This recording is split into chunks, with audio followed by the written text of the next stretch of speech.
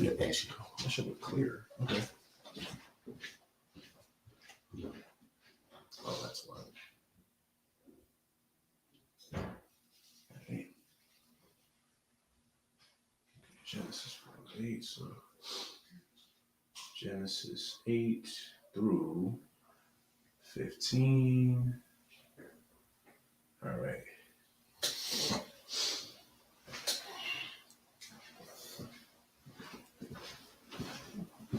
I tell you, I'm arguing with Christian for the past few days. Met him at. We already on? Yes, sir. Right. Sound check. Pretty sure it's I'm gonna get my phone. Some arguing. What's going on? Testing. Yep, this sounds good.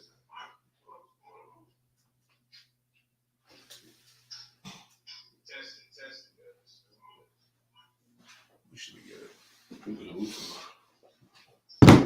All right, see. All right, Shalom on Christ. So we already got Young Man Avant. What's going on? Shalom on Christ side. Trooper Kodashi Allah. Most on Christ. The studious. It's good. My brothers is always checking the class. Most on Christ. Keep that zip. Slacking. We good. Get that out the way. Get that out. All right. Shalom Israel. Shalom Yabashim Yahshua Barakathum to the brothers. Shalom Yahshua Al-Atab. Hashem Yahshua to the sisters. We at the Isupk Israelite School of Universal and Practical Knowledge, started out at 1 West 125th Street, Harlem, New York, under Commander General Yohana, and we are not affiliated with any other Hebrew Israelite group. Right. And we've been doing this since 1969, teaching that all so-called Blacks, Latinos, and Native Americans of the Western Hemisphere are God's chosen people. And that the Jewish man that you know of today, I don't know if I can say that, but them, let's say those people, the Amalekites, are not the real Jews of the Bible. Right. They're not God's chosen people. Esau is the devil that the Bible speaks of. Right. So, y'all already know what time it is. Sabbath service. We're continuing. We're in chapter 4. Last week, we started to begin the account of Cain and Abel. You probably heard this story, Slakia, this account a few times. You know, you've been in school long enough. This is in Genesis. It's in the first book. But it's always good to revise and, you know, go over these things. We're going straight throughout the whole Bible, all the way from Genesis chapter 1. And we're just going to keep going. Sooner or later, we're going to get to chapter 5, so on and so forth. We'll do the recap as usual once we get started. Give everybody just a moment to check in. I can't see who that is. Somebody on Facebook. Somebody on One something. There's somebody in the school, I think. Shalom on Christ. We got a few people. Okay, man. Most on Christ. Look. Okay. Most on Christ. If you haven't already, please like, share, and subscribe to the class. You got to continue pushing this truth out, right? So with that being said, anything before we start? Lie, sir. All right, so let's get it. All right, so Amadim, which means to stand. Let's meet the brother up here.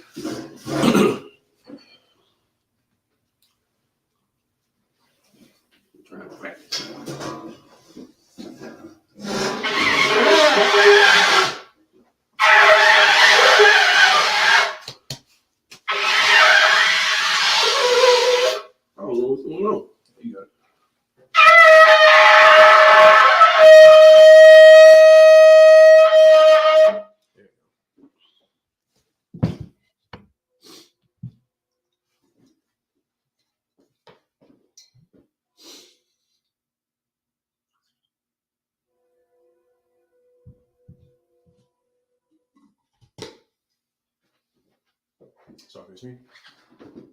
Sorry. Like Ashala, which means 2 or 4 Israel.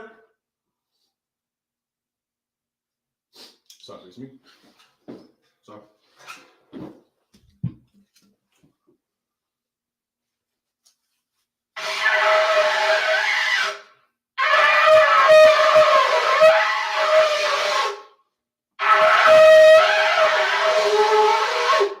That's crazy. You got it.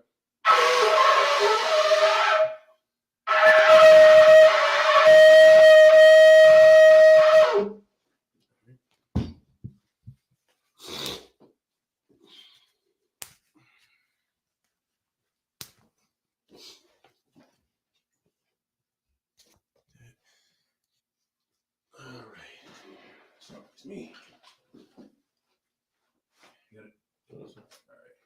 Imagine which means to rise and face the east. We'll be reading the prayers in the Hebrew and then in English. Repeat after me. This is the Lord's Prayer. Abanaw.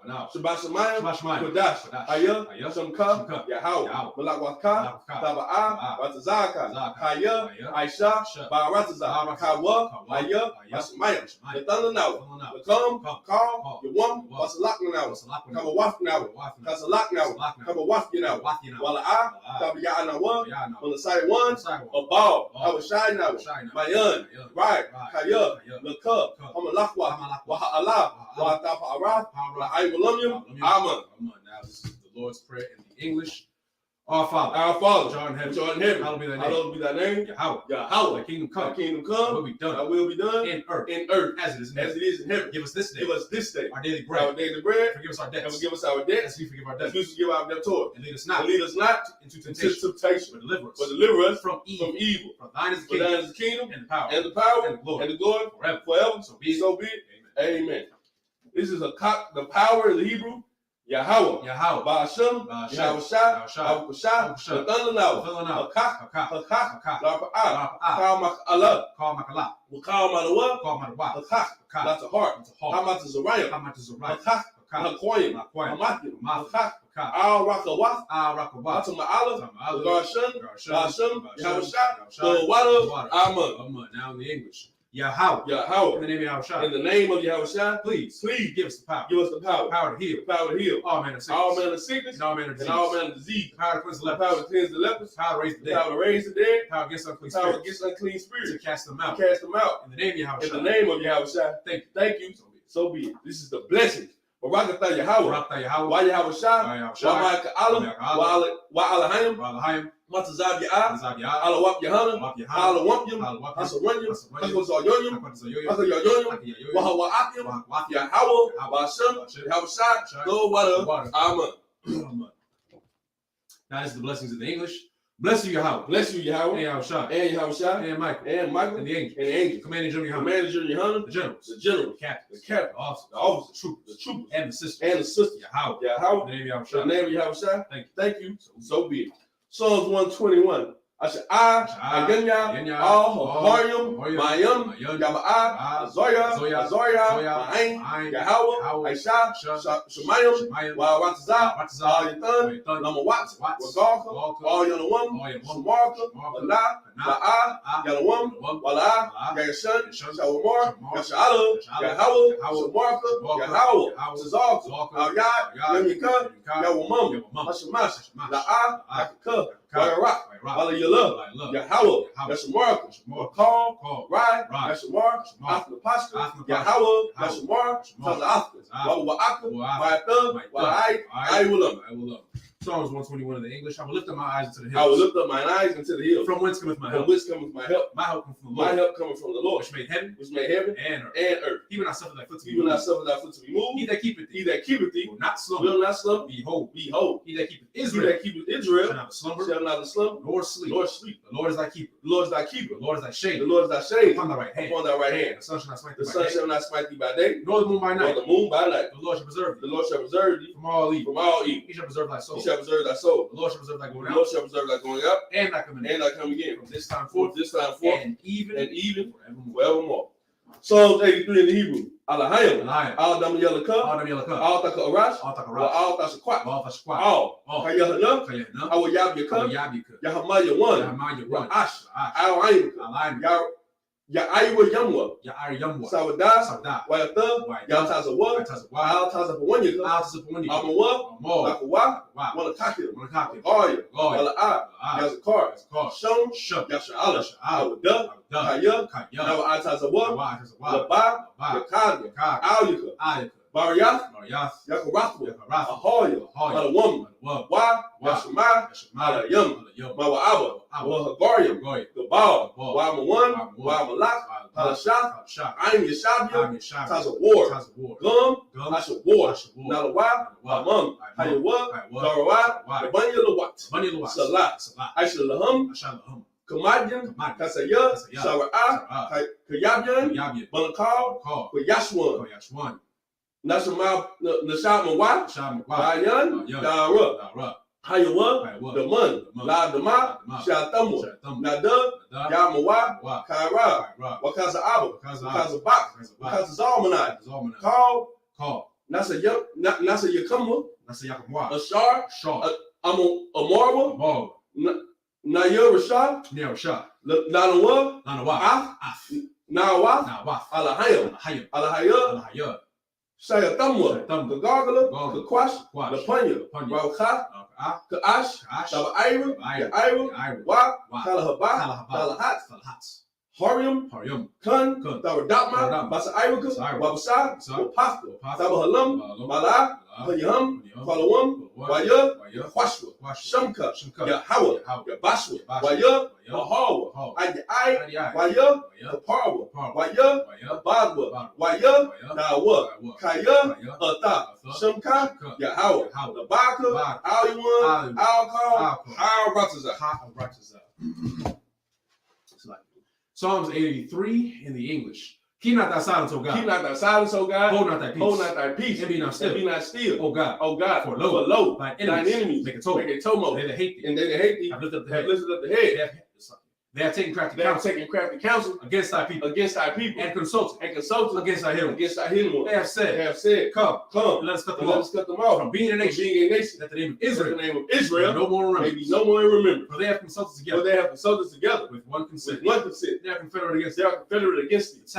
The tabernacles of Edom. The Ishmaelites. Of Moab. And Hagarenes. Gabal. And Amalek. Philistines. With the inhabitants of Tyre. Also is joined with them. They have opened the children of Lot. Salah. Do unto them as to the Midianites. As to Sisera. As to Jabin. At the brook of the sun. Which perished at the Door. It became as dung for them. the earth. Make their nobles like a Make ram. their nobles like a ram. And like Zaid. Yea. All the princes. As Zabah. And as Amun. Who Who said, let us take to let us ourselves take to ourselves the houses the houses of God in in possession. possession. Oh my God. Make them like a wheel. Make them like a wheel. As a stubble before the wind. Fire burnt the wood. As fire burned the wood. The flame set The flame set the mountains on fire. So persecute them with thy temper. Make them afraid. And make them afraid with thy storm. with thy storm. Fill their faces with Fill shame. their faces with And shame. they may seek thy They name. may seek thy name. O Lord. Let them be confounded. And troubled. Forever. Yea. Let them be put to them shame. be put to shame. And perish. That men may men may know that thou whose name alone is Yahweh. art the most high. Over all the earth. So face me.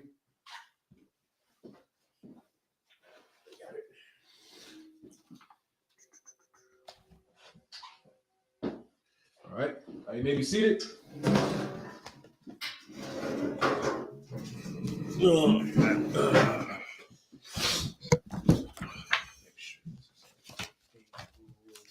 This is 4 and 8. I'll make sure. I think that should be good. There's my 8. All right. This is Genesis 4, 8 through 15 in the Hebrew, Paleo Hebrew. Wayamar, Kwayan, Al Hobal, Akayawa, Wayahaya, Baha, Yawatham, Bashada, Wayakwan, Kwayan, Al Hobal, Akayawa, Waya, Hargahawa, Wayamar, Yahweh, Al Kwayan, Ayahabal, Akayak, Waya Amar La'a, Yada Aita Ya, Hashamar, Achaya, Anakaya, Waya Amar, Ma, Ashayat, Kwawal, Akayak, Taza Ikwayam, Aliyah, Mana Ha'adama, Wa'ata, our war, Atha, Mana, Ha'adama, Ashar, Patazata, Atha, Paya, Kath, Atha, Damaya, Achayaka, Maya Deka, Kaya, the Ibada, Atha, Hadama, Atha Dama, La'a, Dasapa, Tata, Kaka, Laka, Na'ai, Wanada, Daha Yaha, Ba'arataza, Waya Amar, Kwayan, All, Yahweh, Gadawa, got a wall, Awanaya, Manasha'a, verse 14, Han, Garashath, Ataya, Hayawam, Ma'al, Panya, Hadama, Wama, Panyaka, Asathar, Asathar, Wahaya ya, Taya, Na'ai, Wanada, Ba'arataza, Wahaya, Call, Mataza Aya, Yaharganya, Waya Amar, Lawa, it's like in verse 15. Waya Amar, Lawa, Yahweh, Lakan, Kal, Haraga, Kwayan, Shaba Aitayam, Yaquam, Wayasham, Yahweh, Lakwayan, Awath, Labal, Tayam, Hakawath, Atwa, Kal, Mataza Awa. All right, Most High in Christ. Clap it up. All right, so for everybody who's just now tuning in and who might have not seen our previous classes, so we're going over the account of the book of Genesis chapter 4 now. We talked briefly about Cain and Abel, so we'll do like a quick recap. If you haven't already, like, share, and subscribe. I see some people, let's see, David, and I see Sister Olivia, Most High in Christ, Solomon in Christ. So now what we're going over, and we'll do a recap. So that might be too long of a question. Okay, I'll put it like this. All right, so last week we went over the duties of Cain and Abel. Now, okay, I asked this question. Who remembers what was Abel? What was Abel's job? What's a great question? What was his job? Oh, let me put it on my YouTube. No, YouTube. What was Abel's job?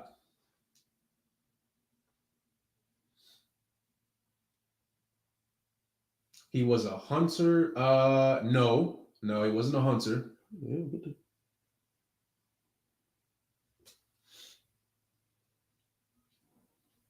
Anybody on YouTube as well? YouTube, Facebook. I see y'all in the comments, so it's not a hard question. It's very simple. Y'all can go to the verse if y'all want. So I'm not going to give y'all the verse though. I mean, half of y'all was in the class last week. I remember you answering. Yeah, so y'all know, like, what was his job? It's very simple. I'm not even trying to go into I'm not even getting that deep into it. Right. What was Abel's job? Yeah. What was Abel's job? He worked with, somebody said, a shepherd. Okay. Thank you. Hey, Most High in Christ. That's he what it worked was. with cattle.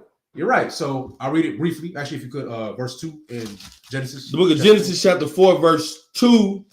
And she again bare his brother Abel. And Abel was a keeper of sheep. Okay, so we'll stop right there. So somebody said shepherd. He worked with sheep, not cattle. Hey, Abel. Okay, all right. I see somebody. What? They looking at it. Okay, so now what was Cain's job? I don't see nobody on YouTube saying nothing now. That's crazy. Yeah, because I see y'all in there. What was Cain's job? We talked about Abel. Hunter, no. Food from the land. Okay, you're very close. What would, like, there's a specific word. I want to see if anybody gets it. They were farmers. Okay. This came. Tiller of the ground. Most High in Christ. Okay. So shout out to TikTok. Hey, come on now. They getting it. Okay, so yes, Cain was a tiller of the ground, and Abel was a keeper of sheep or a shepherd. Right. So Most High in Christ. Okay, so some people getting it. All right, so now before we continue, why are we going over Cain and Abel, right? You're probably wondering, like, it's what? We in December now. What is the point of going over Cain and Abel now? We're going over Cain and Abel because you can take lessons and you could get understanding from reading the verses in the Bible, right? So now we understand that Abel, keeper of the sheep or shepherd. Cain, a tiller of the ground. So let's go down a little bit. Let's go to verse 4. The book of Genesis, chapter 4, verse 4. And Abel, he also brought of the firstlings of his flock and of the fat thereof. Keep going. And the Lord had respect unto Abel and to his offering. Okay, so now it said that Abel, his job, right? He was a shepherd. He was a keeper of the sheep. right? So now it says that he gave the firstlings of his flock. I know, hey, I see y'all. Don't worry. I see y'all. We're going to get to it. Don't worry. We're going to get to that in a second. So that was his job, right? But he took his job very seriously. That's my whole point, right? He gave the firstlings of his flock. Did he give the old sheep? Did he get the one that was sick? Did he get the one that got one leg? Like the one that's crazy. The one that's living. No, he gave the firstlings of his flock, meaning that he gave the best of what he had unto the Lord. Right. So now because of that, it said that the Lord had respect unto Abel and to his offering. Now, let's see. Let's go to verse 5. But unto Cain and to his offering he had not respect. So it said to Cain he had not respect. We're not even going to read it yet. Why? Right. Who is this? Watchman of the... No, he wasn't a... Who was that? Tiller of the ground. Okay, yeah, David got it. Quadash. Watchman of the Lord. No, he wasn't a watchman of the Lord. But now the question I have for y'all now is, why did the Lord not respect Cain's offering? Let's see. I'm not familiar with the exact words in the Bible, but I'm familiar with a little bit. Okay, so does anybody, TikTok, YouTube, Facebook, whoever, why did the Lord not respect Cain in his offering? Let's see, because he thought to himself, God don't need it, and it would be a waste to give the best. Okay. You gotta take it. I mean, they're not wrong. Hey, they're not wrong. He's there. So it's a different way of saying it, but we'll take it. We'll take it. He didn't give his best to the Lord, right? He gave the bare minimum, right? And we used the same analogy last week. Like, let's say you got a job. Matter of fact, you don't got a job. Let's say you run your own business and you have employees, workers that work for you. Let's say like me and this brother say we work for you, right? Let's say this brother, he comes into work, do what he got to do. He's there early. He's giving his best, right? And you recognize it. Let's say I show up. Let's say work start at 7. I show up at 8:30. I'm always leaving early. I'm always when I am there, I'm barely working, right? So now here comes time for promotion. Do you think it's fair that I get the same promotion as him? Right. That's not fair. Why though? Because he's doing more honorable work than me in this case, right? So now where it said that God did not have respect unto Cain, and I asked why, like how they said, he said he wasn't dedicated enough. That's another way of saying y'all not wrong. Y'all not wrong. Said, what did he say? He did not give it in faith. Okay. These are great answers. Hey, these are great answers. These are great answers. All of y'all are right. Everybody who answered it, y'all right. So the whole point is, right, he didn't give his best. He, excuse my language, he half-assed it. Right. In a sense, right? So it says, but unto Cain and to his offering, he had no respect. Now, can you read the rest of verse 5? And Cain was very wroth, and his countenance fell. Now, I asked this last time. What does wrath mean? W-R-O-T-H. What is wrath? I see everybody on TikTok. Yeah, let's see. Simply offered a curse. No, that's not it. What does wrath mean? Mad or angry? There you go. Hey, come on, y'all. Hey, the people on TikTok, they're getting it. Come on. Y'all be there every week. YouTube. Pay attention. All right. So, yes, he was mad or angry. Now, this is something to pay attention to. We talked about this. Don't worry. We'll get into the next lesson in a bit. So, when we talked about, okay, how can I word this? It says, and Cain was very angry. Why? You got one person who gave his best unto the Lord, and he got respect. You had another person who didn't give his best, and the Lord didn't have respect. Cain was angry. Why?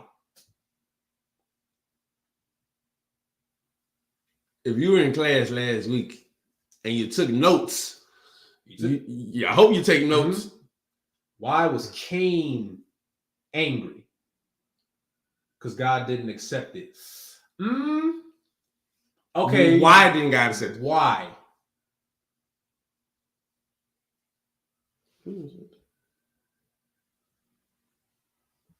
Why did God not accept it?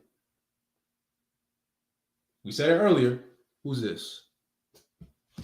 Not the first fruits. That was okay. Previous. Okay. it wasn't his best because it wasn't his best. Yes, there you go. It wasn't his best. Now, okay. There's a certain it says wrath, right? Angry, right? Why is he wroth? Mm-hmm. Why is Cain mad? And why is he mad first? Mm-hmm. That his offering got no respect unto the Lord. Cain was too angry to accept the choices. Somebody said it. What did they say? They said jealous. That's part that. of it. I want one more word. I want a word. A word. Please do not type me a sentence. Because Cain was marked with the demons. Nah. It's not exactly what we're looking for. Like y'all are like around it. He was in sin, dishonorable sacrifice. Okay, so let's read it one more time, right? So let's go back to verse 5. So it's okay. I'll read this one real quick. So it says, "But unto Cain and to his offering he had no respect. And Cain was very wroth, and his countenance fell. He was mad. He was jealous." You're right. Why though?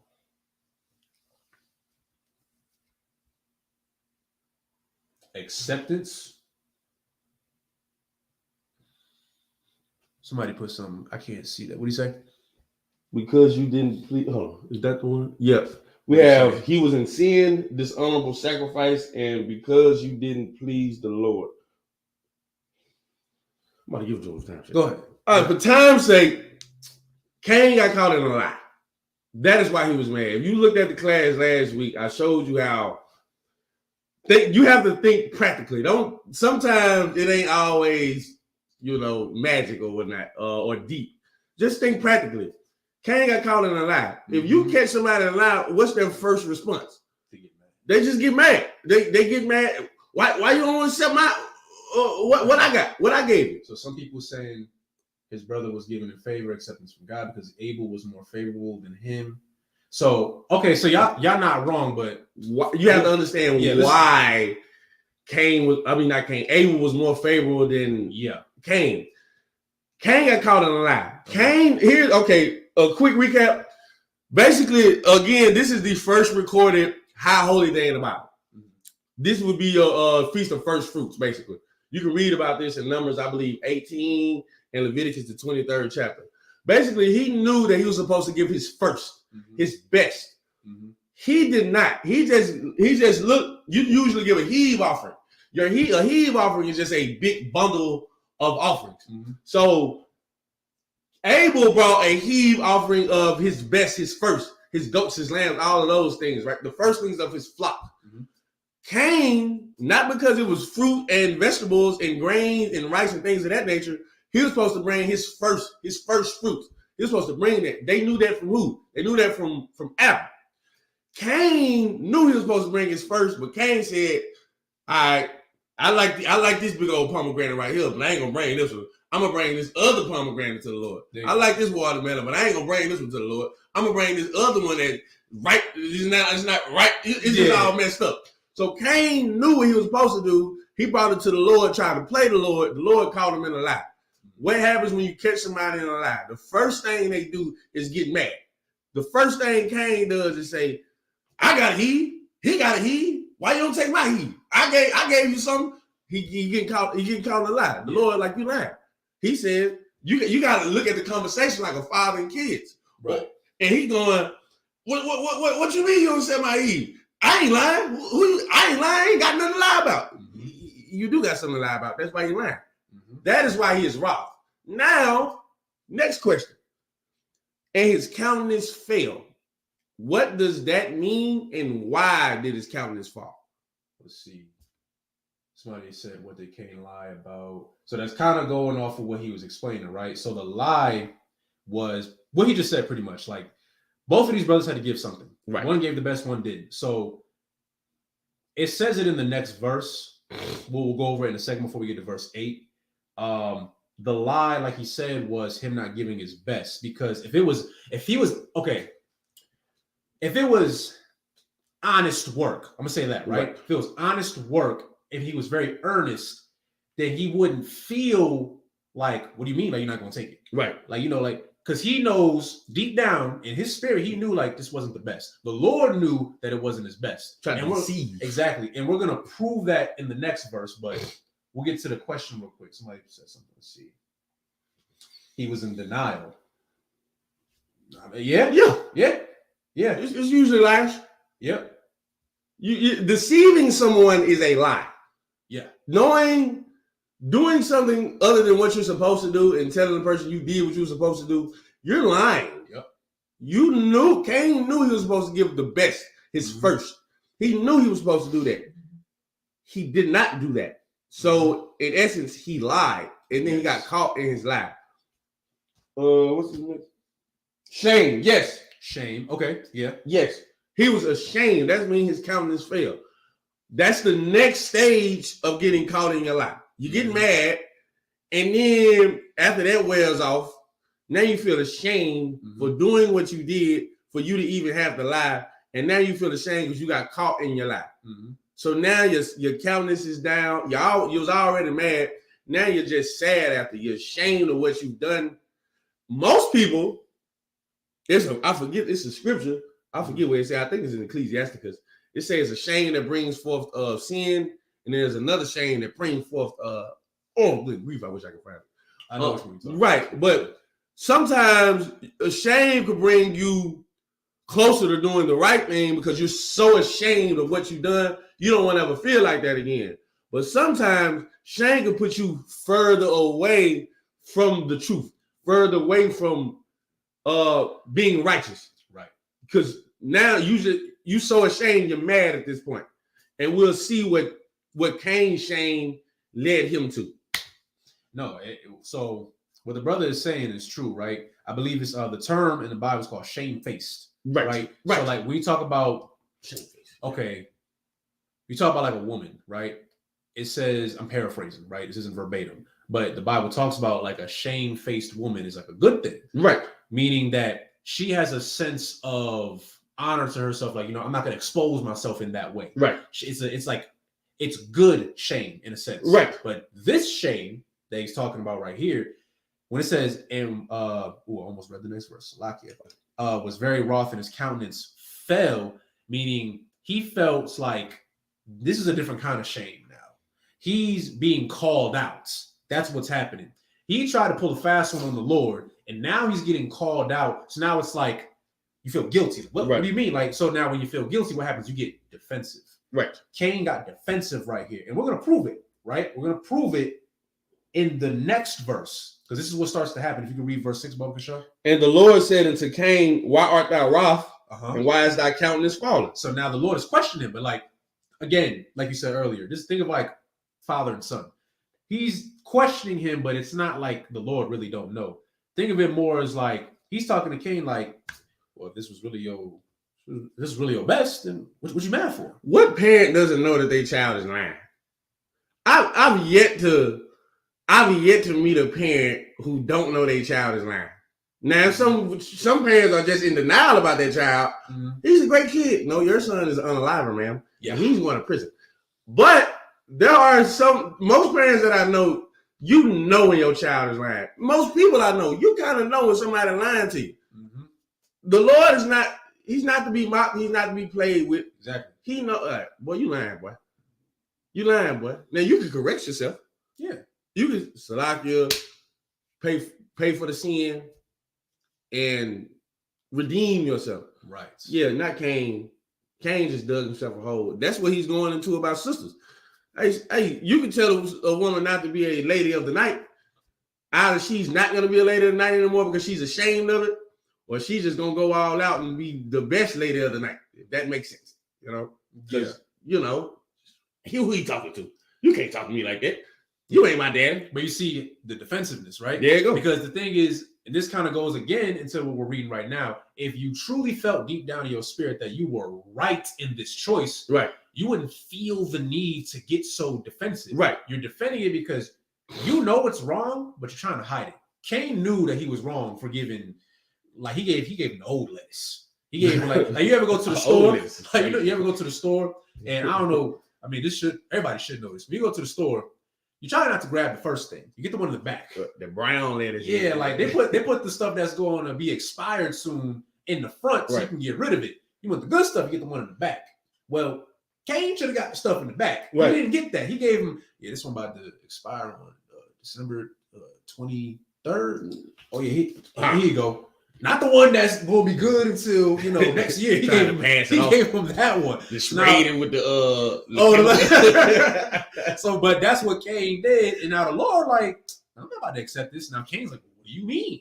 Right, because he's getting called out. Right, and we're going to continue reading it right here. Right, so it says, and the Lord said unto Cain, why art thou wroth? Like, why are you mad? That's literally why are you mad?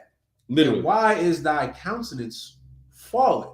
If you could read verse 7 about verse 7. If thou doest well, shalt thou not be accepted? So he's like, if this was really like your best, if this was really a good day's work, honest work, wouldn't it not be accepted? Because remember, Abel, his was accepted. His offering was accepted. But why?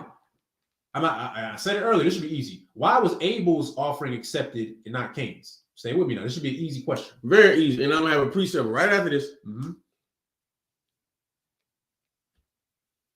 Let's see.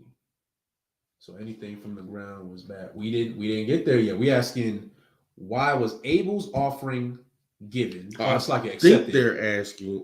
No, anything from the ground is not bad. Okay, like I know what they're getting to, but we not there yet. I know what they're talking about. No, I think they're talking about because he gave fruits and stuff. I know what they're thinking. No, it's not because I know what you're thinking. It's not because the ground is cursed. The ground is not cursed. I know what you're thinking of. You're thinking of like verse 11. I think they're thinking. I know that, yeah. Nah, you remember, okay, you know how some people think. What's up? Well, we might as well go into it anyway. You know how some people think. No, not that part. You know how some people think because Cain gave of the ground. Yeah. And what's the name gave flock.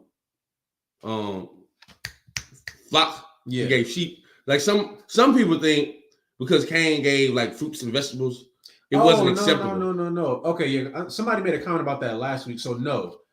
Okay, before we continue, I want to clear that up real quick. No, it's not because he gave him vegetables. Right. That's not why the Lord got upset and why his offering was not accepted. It's because the kinds of vegetables that he gave. What kind of vegetables he gave? He gave him the ones that was in the front. The one that expired tomorrow, that's the one that Cain gave. It didn't have to do with the fact that he gave him vegetables. Right. He was informed. Because let's reverse it. Let's say Cain gave the best fruit ever, right? But then Abel, let's just say hypothetically, he gave him the old beat up goat. The three-legged sheep is crazy.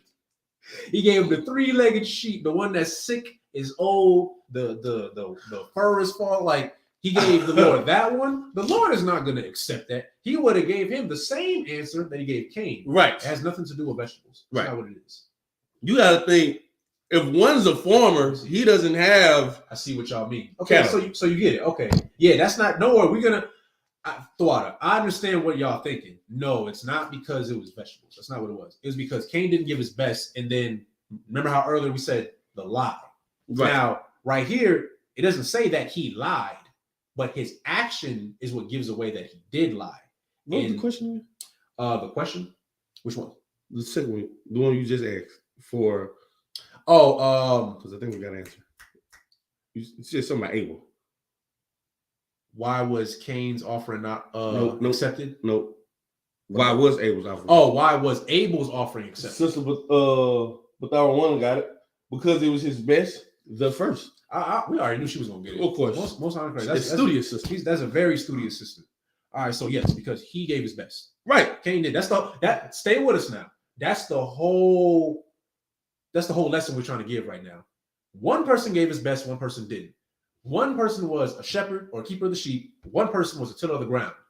It didn't have anything to do with he had vegetables and this one had sheep. Right. No, both of them had their separate jobs, but one honored theirs more than the other. Right.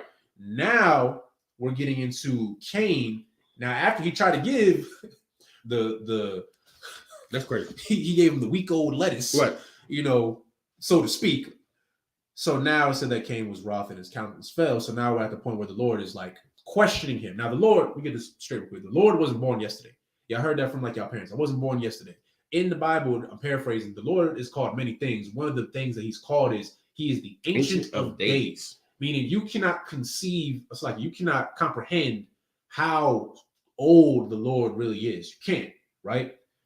Long story short, the Lord is very wise. Wiser than you. He made you. He made you. Like just how like your parents said, look, I brought you into this world. Like same thing. It's nothing new. No saying you have in your house is not in the Bible. Mm-hmm. I can guarantee you that.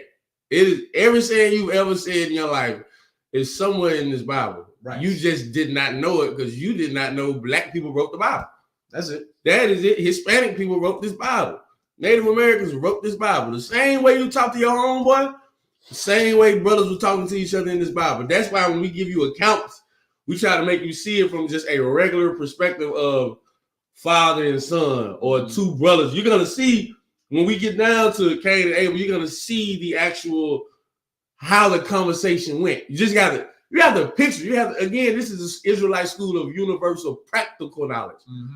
Everything here is practical. It's not a fairy tale. This is two brothers. The younger brother being raised up over the older brother because the older brother did not have faith in the Lord. Did not take this serious enough. That's what if you in the school, you will see it. You'll see it. Some brothers come in after other brothers and they get raised up over them. You will see. Now that's for that brother that's over that brother or that came in prior to him. They step your game up. Teach a class. You know what I'm saying? Go to more events. Give your best. Is this the best you can give? Do more. Do better. We require more of you. You're the older one. You've been here longer. That's pretty much it. Somebody said God knows all the tricks in the book. Basically, I mean, yeah, he's a father. He's. You think I wasn't young before? We are like when it says that we are the Lord's children. Right. There's a reason for that. All right. So we got that out the way. So now we can go continue to verse 7, and then we'll go on. If thou doest well, shalt thou not be accepted? Question. Nah, I ain't gotta give you a question. Another word for well is good. So let's find out what is well in the Bible or what is good. Have this written down. Romans 7:12 is one of my favorite precepts because a lot of things can be precept off Romans 7:12. Wherefore the law is holy, and the commandment holy, and just, and good. Let's go back to Genesis 4:7. Right. If thou doest well, shalt thou not be accepted? Meaning what? If thou doest the law, if thou doest the commandments, shalt thou not be accepted? The law here was the law of sacrifice for the feast of first fruits. What are you supposed to offer? What is your oblation to the Lord during this, so quote unquote, it wasn't considered a high holy day, but for sake of argument, this was the high holy day. This was the feast of first fruits. What are you supposed to do? How are you supposed to honor it? The way you're supposed to honor it is by following the law or the commandment that was given down from the Lord, that was given to Adam, that gave to his wife and his two sons at this time. One son followed the law and the commandment, the other did not. Why? One had faith in the Lord, the other one did not. I read Genesis 4:7 again. If thou doest well, shalt thou not be accepted? If you do the law, the statutes and commandments, shall you not be accepted by the Lord? Does that make any sense? No. If you're in a father's house, he say, hey man, do this, do that, do that. When you do it, he's going to reward you. He's going to reward you. If you don't do it, what will he do? He will punish you. He will punish you. And that's all. That's why you go on punishment. So you have time. That's the people say next door. Yeah, they moved in. Boy, they so loud. My bad. I said that on the camera. Boy, got new neighbors, y'all. But Salaki, we can continue. Verse 7. If thou doest well, shalt thou not be accepted? And if thou doest not well, here we go. Sin lieth at the door. So come on. Okay. So I'm gonna see if y'all paid attention. We said this last class. What was? Let me make sure I'm wording this right. Matter of fact, no. Before I even ask you, do you mind reading the rest of that verse before I ask? And if thou doest not well, sin lieth at the door. Mm-hmm. And unto thee shall be his desire, and thou shalt rule over him. So we broke this down last week. Let's see if y'all remember. It says, and if thou doest not well, sin lieth at the door. I hope y'all. I did a great explanation of this last week. What does that mean when it says sin lieth at the door? Let me see if y'all paid attention. And you can really base it. The answer, when you come to class, honestly, class is for you to teach yourself. We're going to teach you, we're going to give you answers, but it's for you to understand it yourself. So you can break it down in a way that you can properly understand, so you can break it down to somebody else that they can understand. What your heart desires, inevitable fate. No, that's not it. If thou doest well, shalt thou not be accepted. And if thou doest not well, sin lieth at the door. Matter of fact, question. Go ahead. We said the other word for well was good. Right. What is good? The law, statutes, and commandments, right? If thou doest not well or good, if thou doest not the law, statutes, and commandments, sin lieth at the door. Is that Kudash? What do you say? Sin will rule over you if you submit to your flesh. You kind of getting there, but no. Okay. You that last part you'll see. You'll understand when I break it down. But you close. Kodash, you close, but you ain't there yet. You next door. You probably about 2 houses down. I need you to come knock on my door. You know what I'm talking about? I need you to come knock on the door so you can get in. But you right there. You on the street. Hey. Back in the day, you was on a whole nother block. Okay, let me break it down like this then. What is sin? What is sin? There's a precept for that too. What is sin? And I want the precept. Yeah, man. Yeah. We in class. And I want the precept. What is sin according to the Bible? Precept. That's a bedrock. I want Kodash's answer, really. What is sin, Kodash?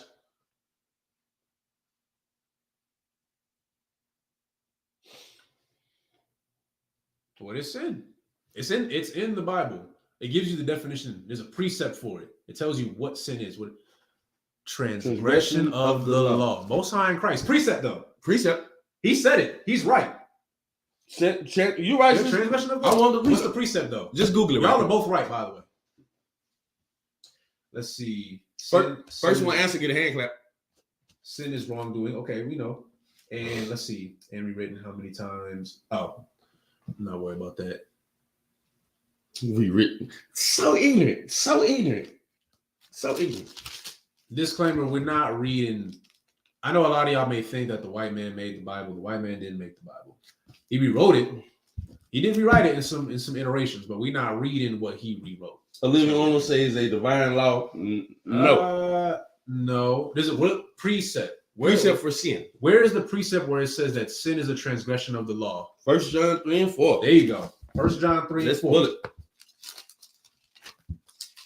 Let's see.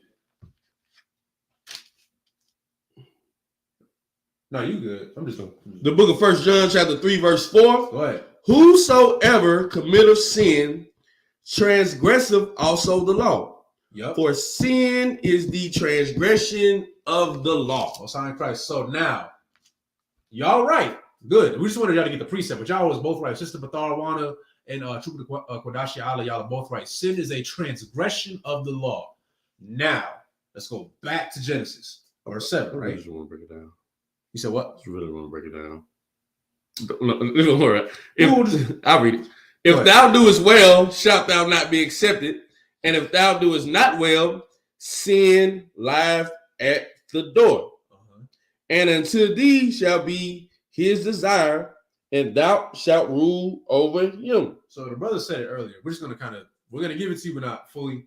So sin lieth at the door. We know that sin is a transgression of the law, right? So meaning what? There's going to be a spirit. It's already on him. Right. I'm just going to give it to you. When his countenance fell, the spirit go. was already on him. Already on. It was already on him. You can see it. When it says sin lieth at the door, it was already on him. That spirit to go against the law was already on him. and unto thee shall be his desire. Meaning who? Not, we're just going to say it. We're not talking about, when it says, okay, Slag, I'm getting ahead of myself.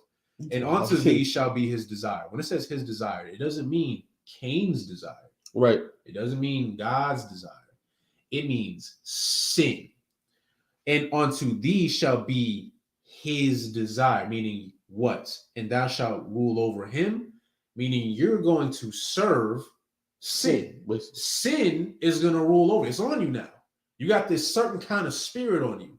There was a certain kind of spirit that overtook Cain in that moment. And that's why the Lord said, we're about to get to verse 8.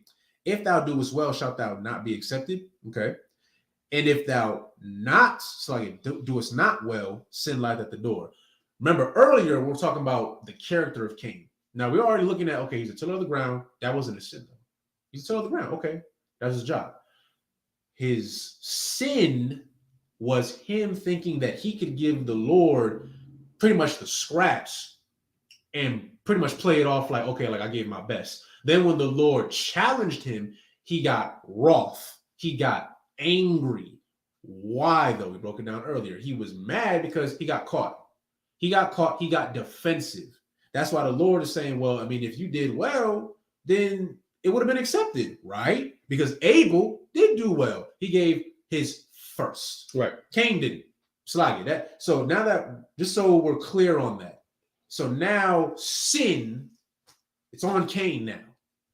So now we can continue. You got anything before we get to verse 8? Let's go. So let's go to verse 8. Verse 8. Go ahead.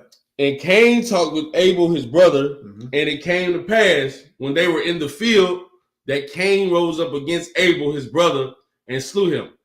Now, go ahead. This is why I say practical. Think about this conversation. Just think about the conversation. Cain went to his brother, hey man, why you show me up like that? You have to really think about the conversation between two brothers, between two family members, between two people. Cain walks up to Abel like, and you can. The reason why I have to explain it because we want to take the magic off it. Christianity has this case of putting magic on everything. That's why no one believes in the Bible anyway, because Christianity makes it magic.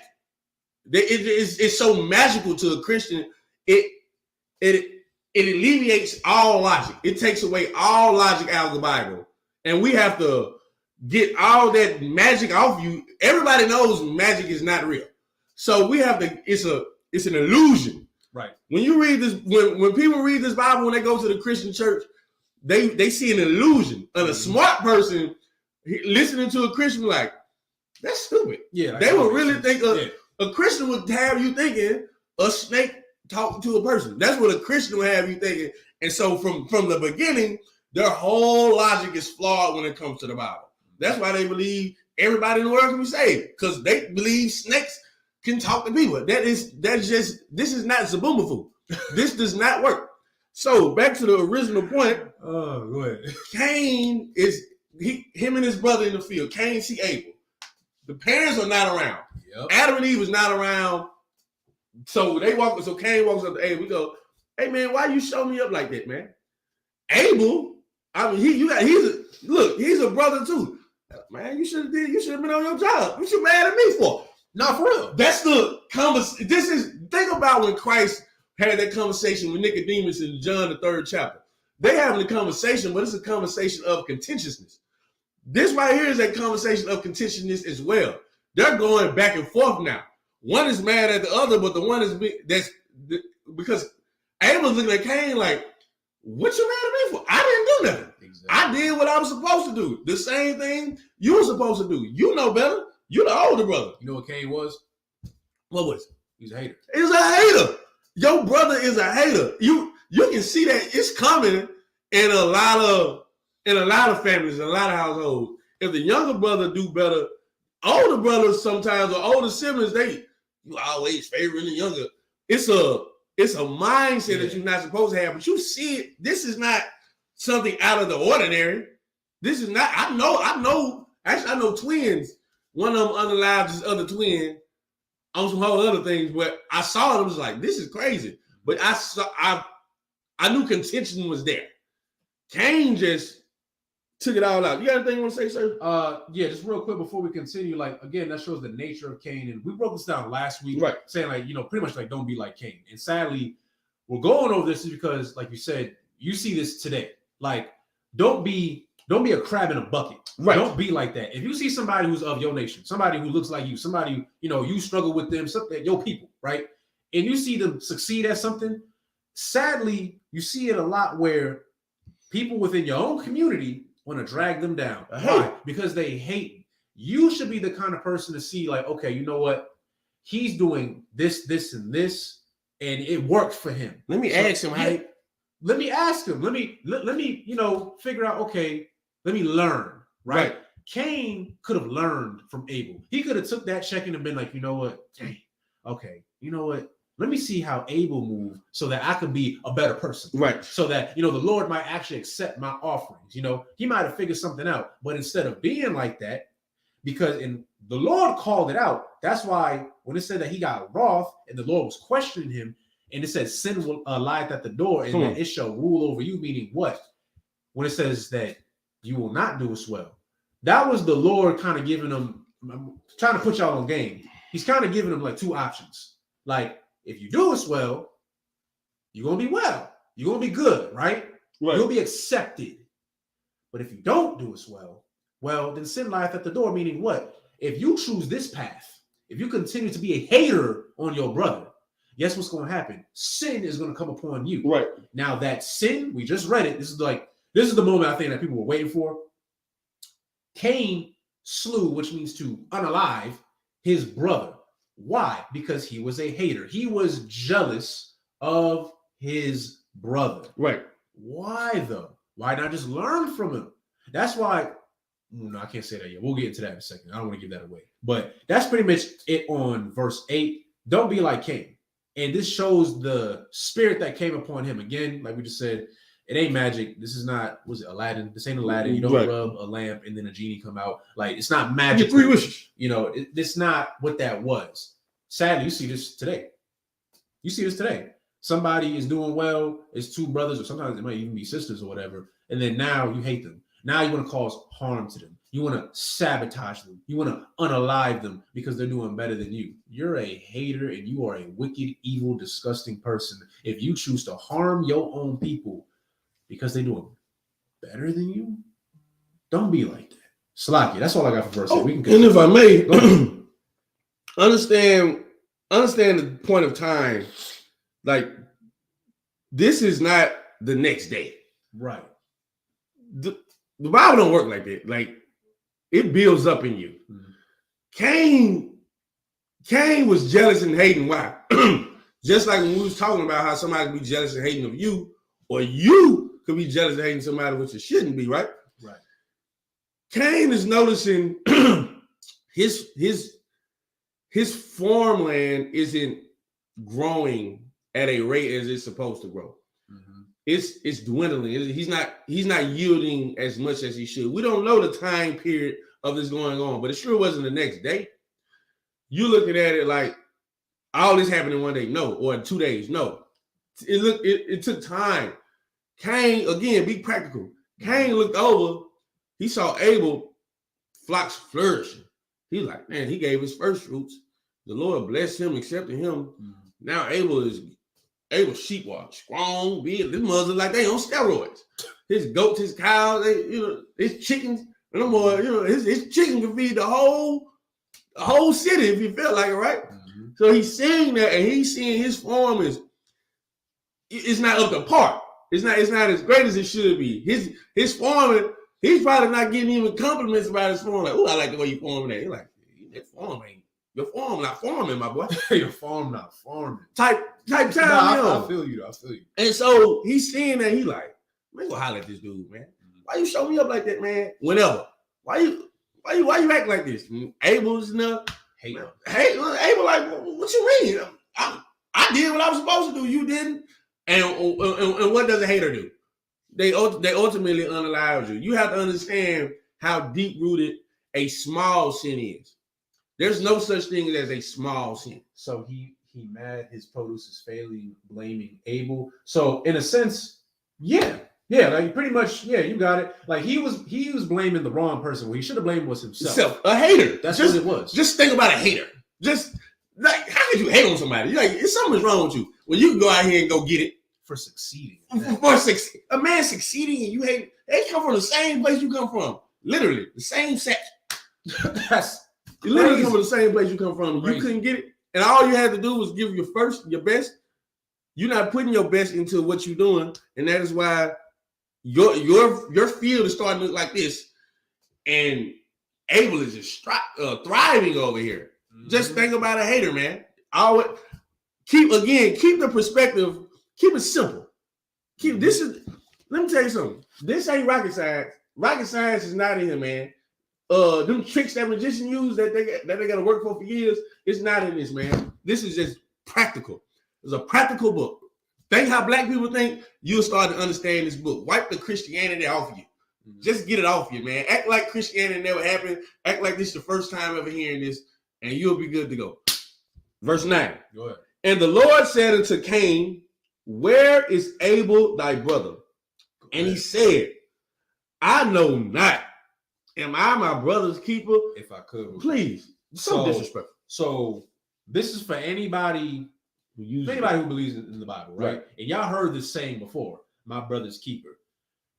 We have been, westernized Christianity, Europeanized Christianity today has taught us that saying, my brother's keeper, is like an honorable thing. Crazy. Like you see, I'm gonna be real, like you see quite a bit of people, a lot of black people at that, who have like the tattoo, like, I'm my brother's keeper and stuff like that. Number one murderer. Yeah. You know what's I'm glad you brought that up, because a lot of times when I see that tattoo, do you know usually when they have it, it's because their brother passed away. Right. So peep game real quick. You ever peep that? I do. You peep that. So where it says, and the Lord said unto Cain, where is Abel thy brother? And he said, I know not. Am I my brother's keeper? Think real quick. I'm gonna just say, excuse my language, y'all. He's being a smart ass. Smart ass. That's what he's doing. He's being sarcastic. Right. He's being rude. He's like, think of it like this. Say you a parent, and let's say you got kids. Now, let's say one kid know where the other kid at. Oh, let's say you got an older kid, right? You got an older son, daughter, whatever. Let's say you told them to watch over whoever. Now you come by and you're like, hey, where's such and such at? I don't know. Like, am I my brother's keeper? That's so disrespectful. And like that's that nature of that. Like, am I my brother's keeper? Like, excuse me? So Cain had the audacity to not just try to bamboozle the Lord in a sense. Then he hated on his brother. Then you hated your brother so much that you unalived your brother. That's crazy. Now you're getting questioned and you're looking at the Lord at that. Like, I don't know where he at. Like, I ain't his daddy. Stuff like that. Like, that's crazy.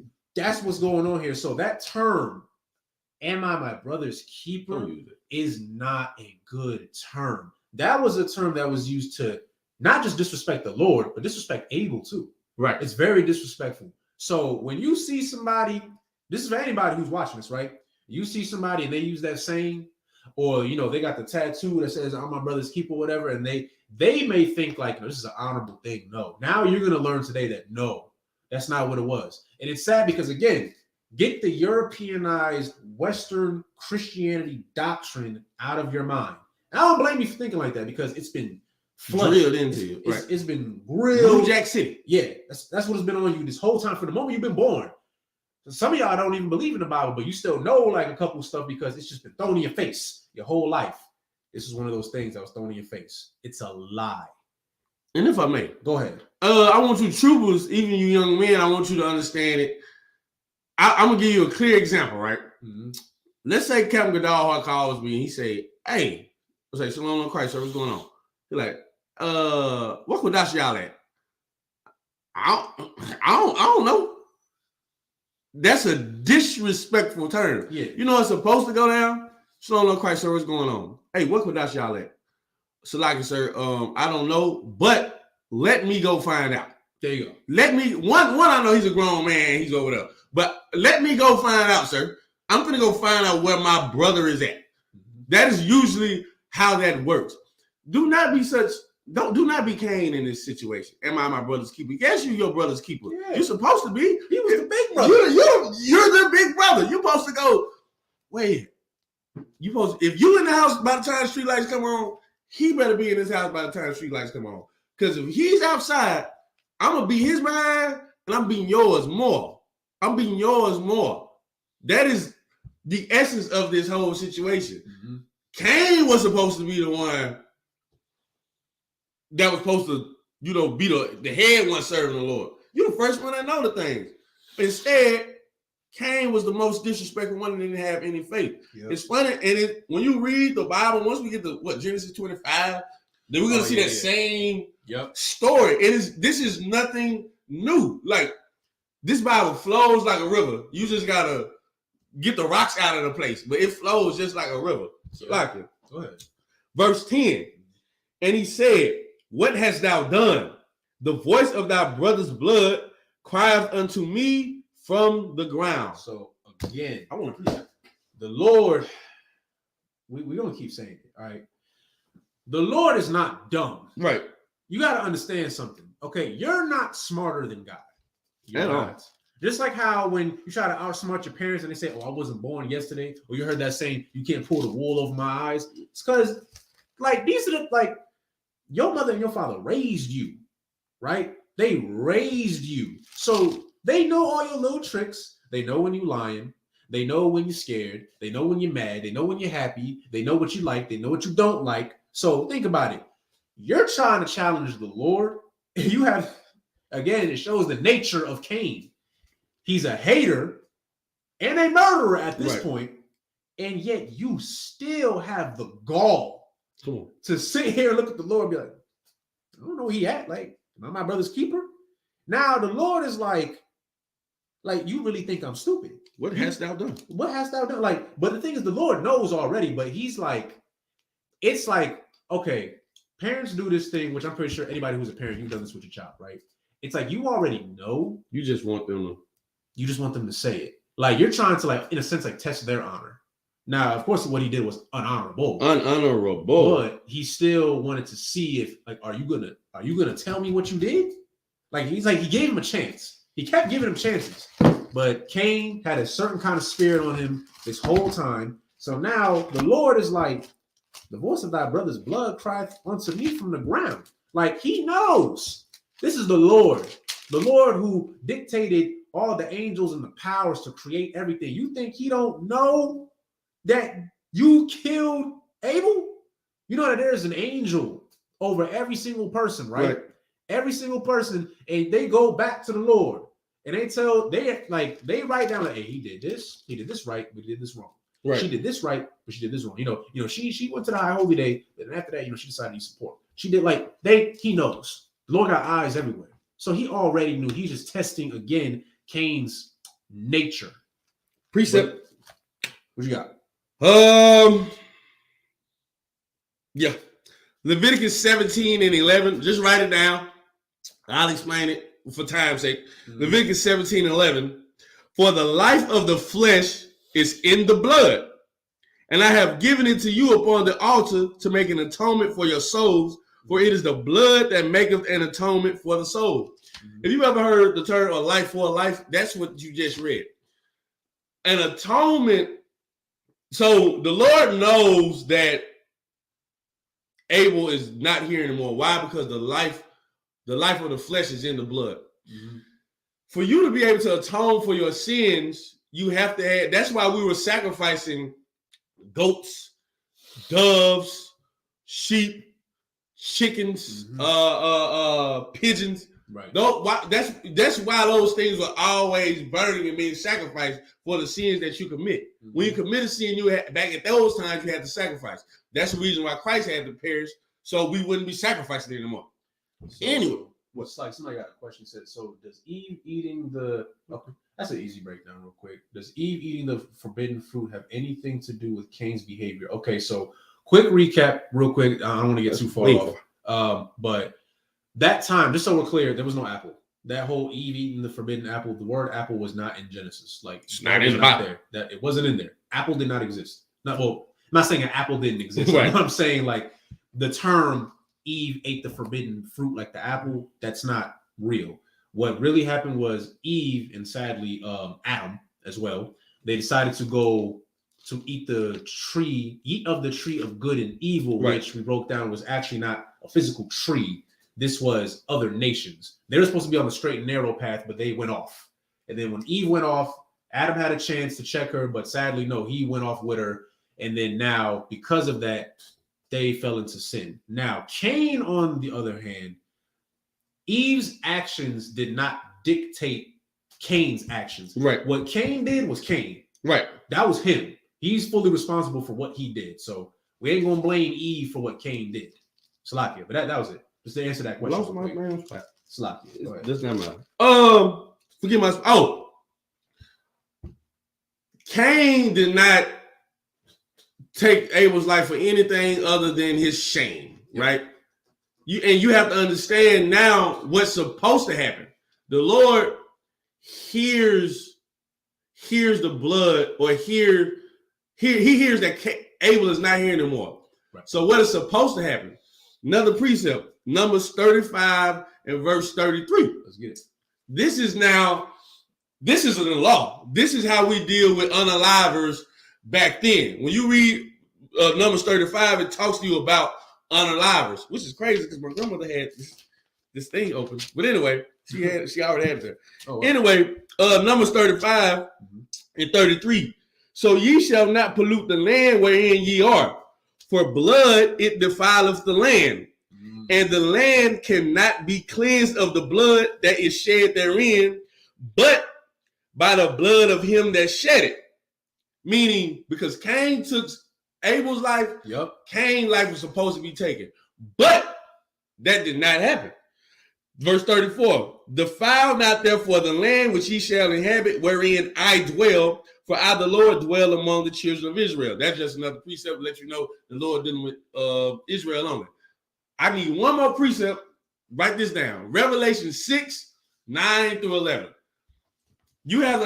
I want to ask you a question. Well, I just gave you the answer. Was Abel's blood ever redeemed? I just gave it to you. No. Abel's blood was never redeemed from Cain. I prove it. Mm-hmm. This is Revelation 6, verse 9. After this I beheld, and lo, it's not 6, no, there you go. That was 7. And when he had opened the 5th seal, I saw under the altar the souls of them that were slain for the word of God and for the testimony which they held. And they cried with a loud voice, saying, how long, O Lord, holy and true, dost thou not judge and avenge our blood on them that dwell on the earth? Verse 11. And white robes were given unto every one of them, and it was said unto them that they should rest yet for a little season, until their fellow servants also and their brethren that should be killed as they were should be fulfilled. Meaning what? That blood that has been spilled by those prophets that I brought out from Luke 11, 49 to 51 last week to let you know that Abel was a prophet, that blood has not yet been redeemed. Mm-hmm. That blood is about to be redeemed soon. You just stand here and you watch. I'm not saying more brothers have to go through this, but more brothers, at that time, brothers had to go through it.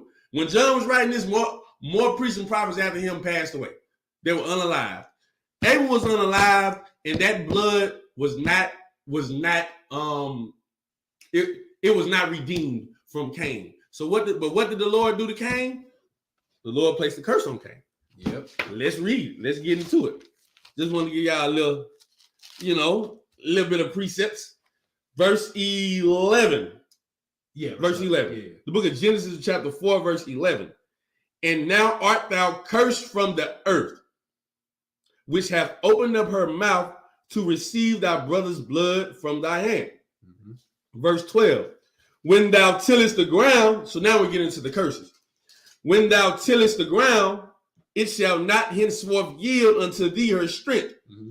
A fugitive and a vagabond shalt thou be in the earth. Now, if I could real quick. Let's go. Now, we touched on this briefly last week. There's I won't say it's a trend because it still happens. Put it like this, man. There's always going to be consequences for your actions. Always. If you decide to go against the law, if you decide to go against God, you're going to be punished in some way, shape, or form. Right. Now, I can give you many examples, right? We can talk about this. Now, Cain is being cursed. We can talk about Noah and his 3 sons. We talked about this last week, I believe, in how Shem and Japheth, long story short, you don't even got to go to it.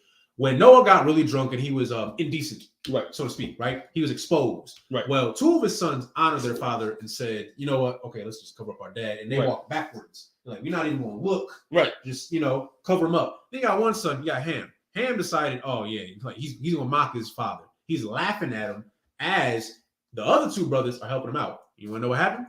Ham was cursed. But how was he cursed, though? Ham was cursed because then he later had a descendant called Canaan. Right. Now, Canaan said that it was going to, I believe it's Genesis 9:26, says that he's going to be a servant of servants. Right. Right?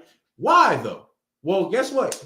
The Lord put it like this. Okay, you know what? Since you want to be this evil, wicked person, now your descendant is going to suffer. Now, you got to take into accountability here. The Lord can punish you in many different ways. He doesn't necessarily have to end your life right there. Right. There's other ways, like you might be good, but then be like, okay, you know what? You're evil, so now I'm gonna make this happen to your child. We talk about King David a lot. King David, amazing king, amazing brother. But then he made an error at one point when he committed adultery when he slept with Bathsheba, who was married to Uriah at the time. Right. So then what happened? He begged for forgiveness. He fasted. David was allowed to live. He was spared. But you know who wasn't spared? His child. Right. His child grew very ill. And then sadly, I believe he was a son or a daughter. Son. It was a son. And he passed away because of the iniquity Of the father. That's in the Bible too. Just like in Deuteronomy 28:15, where if thou shalt not hearken unto the voice of the Lord thy God, Salakia, guess what? These curses shall fall upon thee. Right. And this is very similar because now Cain didn't die right here. It says, when thou tillest the ground, it shall not henceforth yield unto thee her strength. A fugitive and a vagabond shalt thou be in the earth. That sounds very similar to Deuteronomy, where it says, I'm paraphrasing, cursed shalt thou be in the field, cursed shalt thou be in the city, so on and so forth. Meaning what? You're not going to prosper. Cursed shalt thou be the I believe it's the fruits. I'm paraphrasing.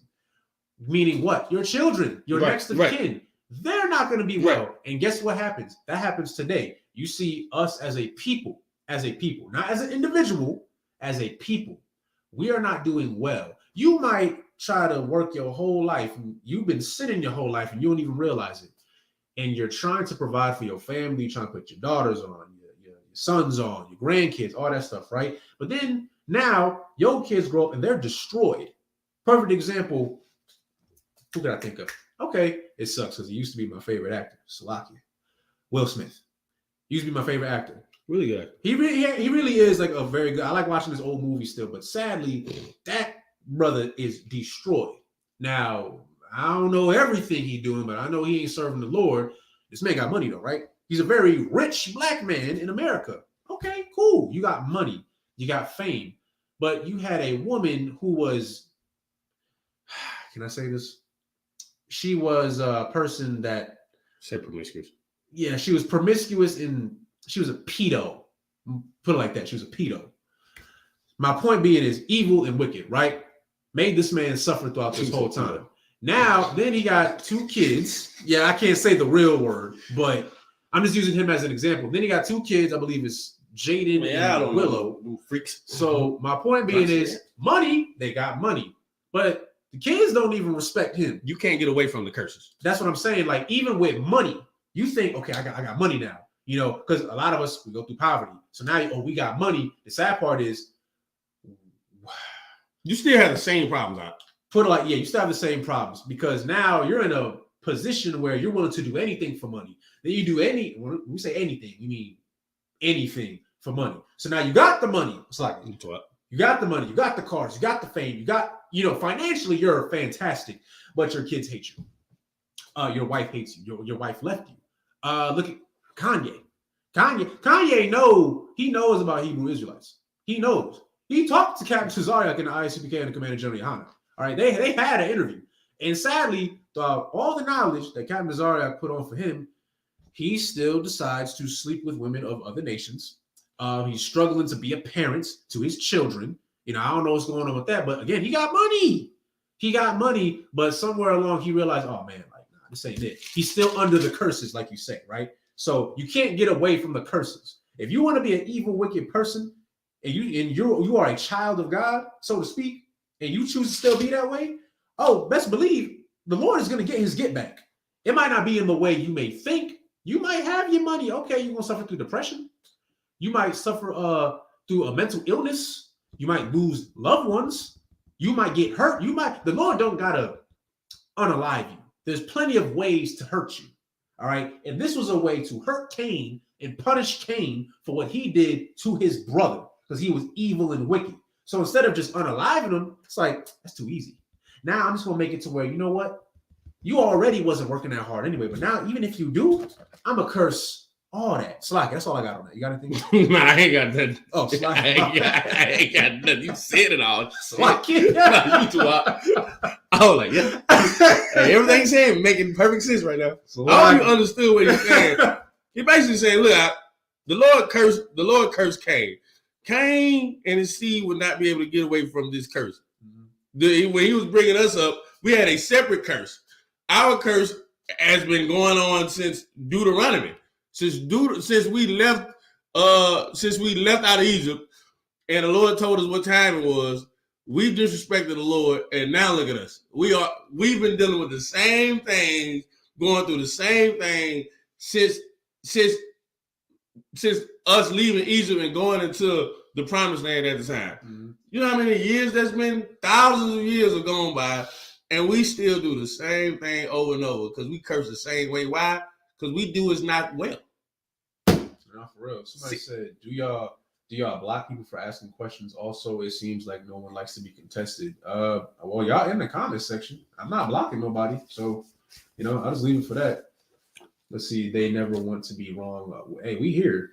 Who don't know? Maybe we never wrong. How about you figure that out? How do you figure out why we ain't never lost a battle ever? We here. I mean, I'm not. Hey, y'all see? I'm not blocking nobody. I've never lost a battle. We answer questions. I've had plenty of battles in my West, and I'm telling you, individual battle. I haven't lost one yet. So here's what I want you people to understand. This Bible, everything in this Bible is truth. There's not a lie in this Bible. There's not a contradiction in this Bible. Mm-hmm.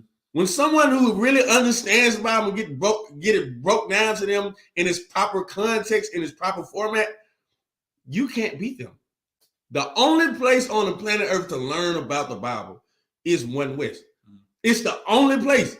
I know you don't want to believe it, and you want to think everybody. No, it's not the truth.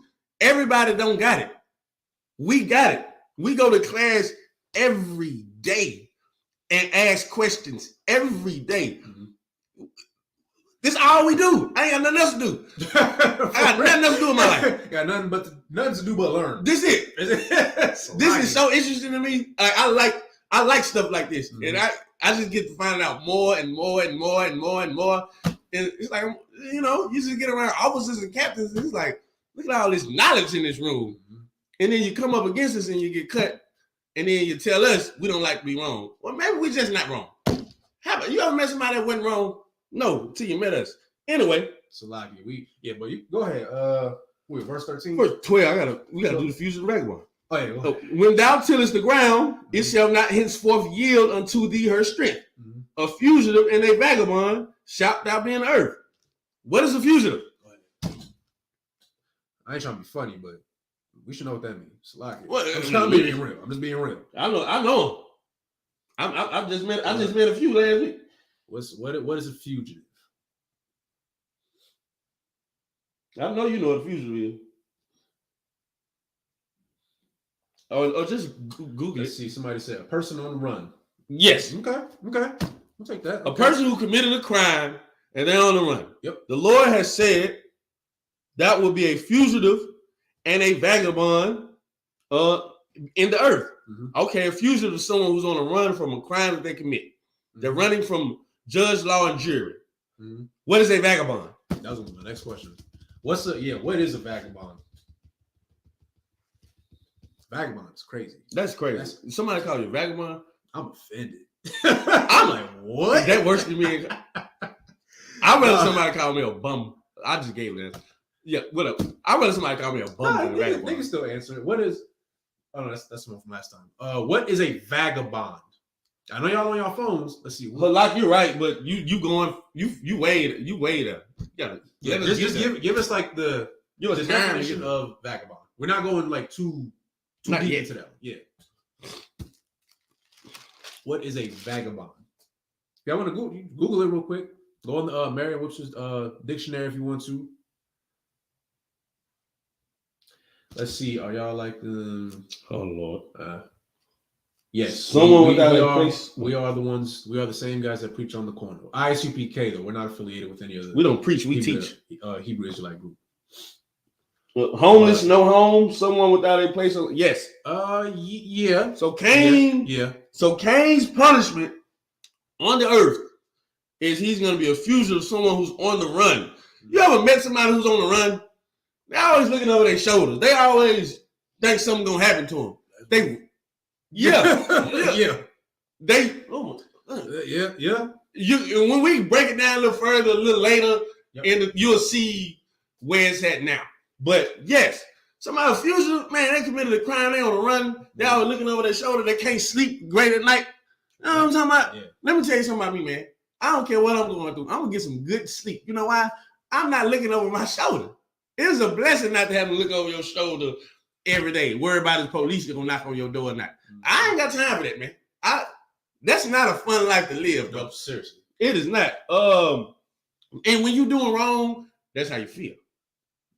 That's how you feel guilt. And you're trying to run from the consequences or the repercussions of your actions. 2,000 years later, a person who wanders without a place or job. What's the 2,000 years later? Maybe you're talking about, well, it's definitely longer than that. But what do you mean by 2,000 years later, Mr. Dave? What's up? Oh, and vagabond. Vagabond is a person without a home. They're just, they live wherever they want to live at. Yeah, like you said, a bum. A bum. Like a bum and a fugitive. So, like, you pretty much said it. Like, y'all said it. You're on the run. You committed a crime. So like you committed a crime, and you're on the run, and you're a vagabond, meaning that you ain't really got no place to go. Right. You're in the wilderness. Good grief, that is such a great. Yeah. That's crazy how the Lord just made it. Verse 13. Go ahead. And let me tell you something. This right here, what we're about to read, this is how you know you shouldn't be like this person out. When you do something, what's the old saying? And it comes from the Bible. If you can't do the time, don't do the crime. If you can't accept the repercussions of your actions, you probably should not do it. What do you say? What does he say? Oh, it's so much to learn. Oh, it is. Dude, it's a lot, bro. And this is why we going verse by verse, line by line, precept upon precept. We still in Genesis. We've been doing this since September? Man. We only on Genesis 4. We've been doing this for, this 3 months gone by, and we still at the beginning of the Bible. Mm-hmm. This is going to take us 20 years. I got time. Lord willing. Verse 13. And Cain said unto the Lord, my punishment is greater than I can bear. See? Come on, man. Don't be like this. If I may, remember how I said earlier, like the Lord can punish you in different ways. He ain't got to unalive you. Right. So now, that's the easy way out. Y'all broke it down, right? You're a fugitive and a vagabond. So like you said, you put it in a way that I think most people can understand.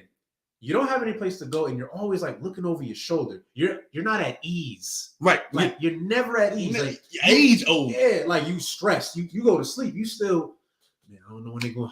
Is that why they age like that, and we age like this? It's stress. It's the stress. Their whole being that's stress. Crazy. Like stress. I ain't gonna get too far, but like, okay, there's good stress and bad stress. But when you stress too much, it actually does release toxins in your body. Like this. That's like. Over time, that's why you see people they start getting gray hairs. They start aging a little prematurely. Like you see, right. When I was in Slovakia, oh my gosh, like being in the military and stuff, you see some people like they be our age. You 25? Like I bet one dude, no, for real, dude was like 26, 25. I thought that man was 40. Bruh. But then I saw his lifestyle. that man, I'm gonna put it like this: stressed. I'll just leave it at that. He was living a very unfitting lifestyle. Right. So my point being is, now it says, and Cain said unto the Lord, my punishment is greater than I can bear. Meaning, dang, like, he could have just, unalived you, but nah, he's gonna make you suffer. You're suffering because of what you did. You unalived your brother. For what? Because you were a hater? Because you couldn't take a check-in? Because that's really what it was. That's the how it Lord was. checked them before. So instead of just taking that check-in and saying, okay, you know what, maybe I just need to do better, you decided to go to your brother. Like you said, like it doesn't say it, but let's be real right now. Cain is not going to go unalive Abel in front of people. He's going to go to him when he's alone. Right. Now he's looking at him like, man, like, why you do that? Da, da, da. And then it doesn't say how he unalived him, but he unalived him. Okay. Right. Your little brother. You unalived That's your crazy. little brother. That's crazy. Because you hate it. Now then you try to be a smart aleck. Yeah, smart Alex, lock you to the Lord. Now it's like you just not humble. You're Right. not humble at all. So now you're gonna be punished. You're cursed. You're cursed. You're a fugitive. You're a vagabond. You won't reap the benefits of your labor. Right. You're just suffering. Now this is too much for me. Well, you should have thought of that. You should. Before you committed the act. So what we all can take from this before we finish up in the next two verses. There are consequences for your actions. Right. So think before you act. Really think. If I do this, if I act upon this sin, is it worth it? Right. Is it worth it? Is it worth you? Because again, another thing you could peep too. He sinned in secrecy. He sinned in secrecy. And it always come out. And it always comes out. So if you're one of the people that, man, I'm not gonna smoke around nobody else, But I'm we're gonna see it. It's cool. And the thing is, we're gonna see it without even seeing it, because you know what's gonna happen? Right. Your health is gonna start to decline. What's wrong with him? Your hair is gonna start thinning. You okay? Like people who smoke, like they don't got smoking while they start getting agitated. Lips get all black. Hey, Come man, on now. You all right? And we can smell it on you. Man, I can see the shit on you. After a while, that's crazy. The longer you been, you like, You start to look like something wrong with you. Are you good? You are, Yeah. and again, and that's what I like about this. It's funny saying you good. I talk about that in my class. The way one word in here, going back to snake. Go ahead. When you read, when we talk about being practical and practicality, we're not punctual when it comes to wording, when it comes to conversation. We're contextual people. Christians lack context. Uh-huh. They'll read something without the proper context. They'll read one verse and then say this. They don't read the 10 verses of the conversation that happened prior. They don't read the 10 verses of the conversation that happens afterwards. They don't use proper context. That's why they cannot understand Genesis. That's why, again, going back to the snake in the garden. You believe a snake talk to a person, you're just as dumb. You're dumb. I don't know just as dumb as what. You're dumb. Whatever the dumbest animal is, it's probably you. You believe that a snake talks to a person is crazy. But they not black or Hispanic. If usually, yes, Mr. Dave. He said if usually it's like the so-called bad guys like on that show Cops, but they not black or Hispanics this time. Yes. Okay. Yeah. But back to the point, a snake is just some person, a sneaky bastard. That is what a snake is. A snake is a person that's sneaky. That's a finesser that you just cannot trust. So why would you think a snake is a actual snake? This Bible is used in context. We speak in context when it comes to this Bible. Mm-hmm. That's why when we break down things to you, it should hit you. You should go, oh, yeah, that makes sense. Of course it makes sense because it's practical. There you go. If I may. Verse 14. Behold, thou hast driven me out this day from the face of the earth, and from thy face shall I be hid. Meaning what? The Lord then cast him away from the goodness of the land and put him in another place. What they say?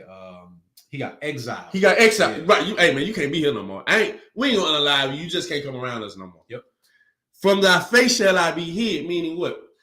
The Lord speaks about it in Isaiah. I believe the 8th chapter, and I believe maybe around the 53rd chapter, 54th chapter, how he hid his face on Israel.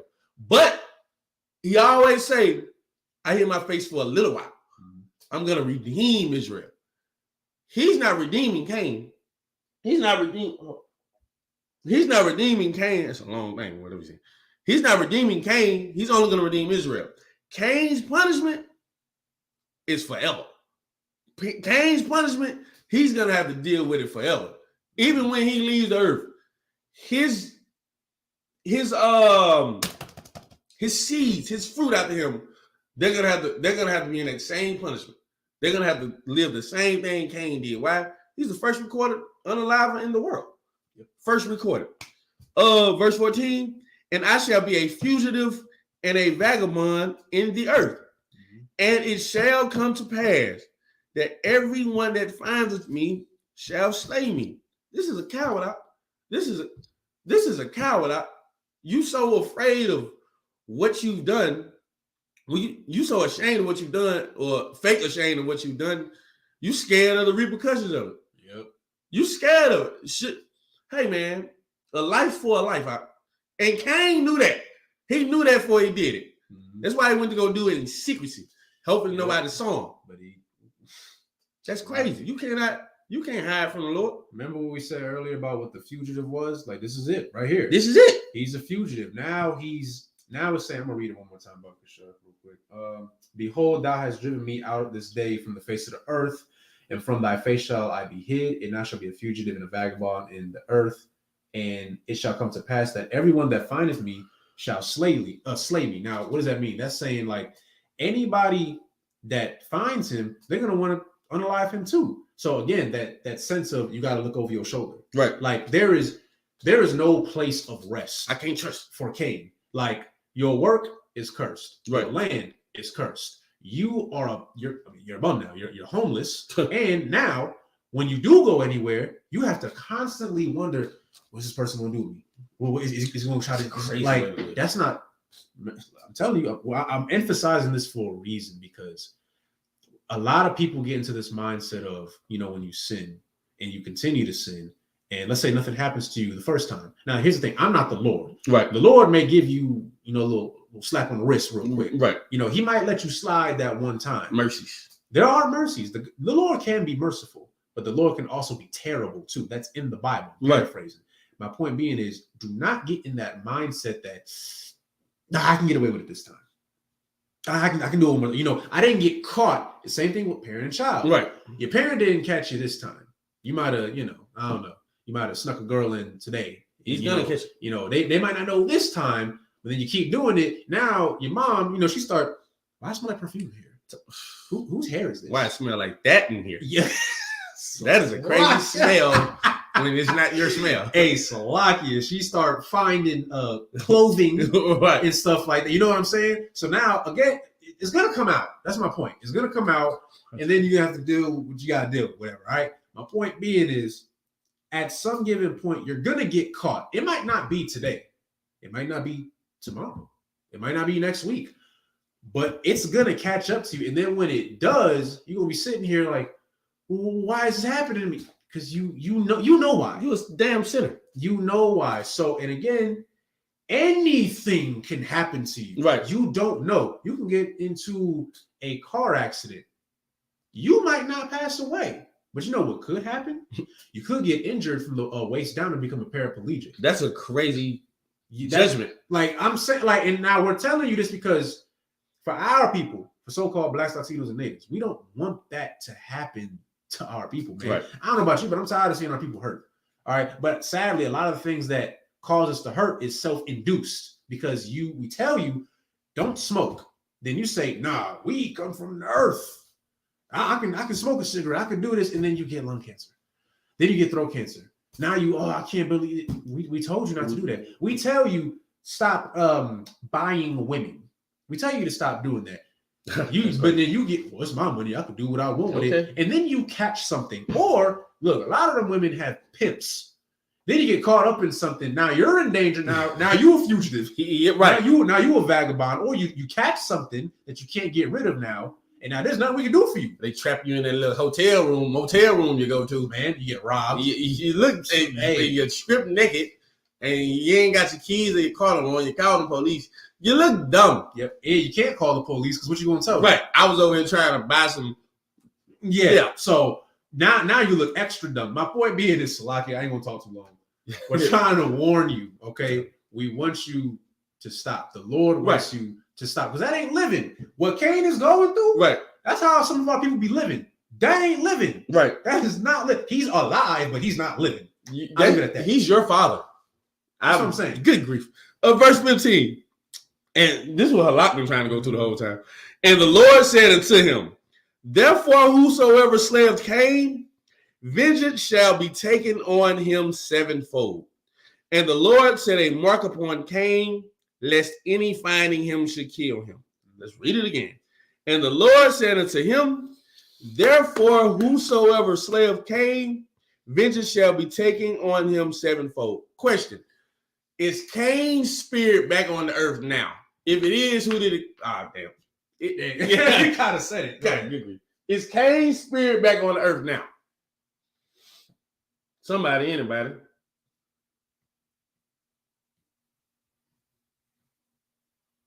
Is Cain's spirit back in the earth now? Thank you, sis. What you say? Come. Yes. Yep. Who would Cain's spirit be in? Somebody said, how come there aren't any camps in Richmond, Virginia? We got a camp. Yeah, we got a whole school. We have a school. There's a school out there. Not to get too off topic, Captain Natazak. I also know another brother up there. He's an officer of 5,000. Yarashima. There's brothers out there. Go on isupk.com or y'all think it's .com and look up our zones or just type it in on Google. It'll give you a number. You can get in contact with them. Yeah. You can find them. We are everywhere. We're in the UK. What else we at? Puerto Rico, Haiti, the Dominican Republic, Brazil, West Indies. West Indies. We in Jamaica, Trinidad. I forgot you.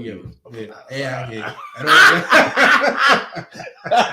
He knows what it's called.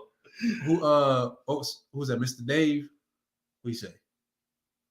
Which one? The long Paul? Ooh, that was crazy. What do you say? He said Edomites. I can't see it from here. Oh, he put it in there? Yeah, he put it in there. It ain't update on my little thing. Oh, then? It's about to be up, man. Let me see. You know I can't see that far. It ain't popped in on mine yet. What is it? I gotta look closely. Edomites are something I can't see. Something. Or on the I can't read that. She said the white people. Yes. Is that what he was trying to say? He said that's what he I know. Okay. He said Edom. Okay. So yeah. So the spirit of Cain is in the Edomites right now. That spirit was brought back into the earth through Esau. So now what you're looking at, everything that we've said, the punishment of Cain that is the punishment of Esau. There you go. He said, is Esau not a fugitive? He has committed crimes on every nation on the earth and every landmass on the earth right now. Wherever he goes to commit crimes. That's what he does. That is who he is. His desire is sin. He wakes up and thinks about sinning. Mm-hmm. How can I go destroy these people over here who has done nothing to me? How can I go do it? Mm-hmm. Sin is on him. It is right on him.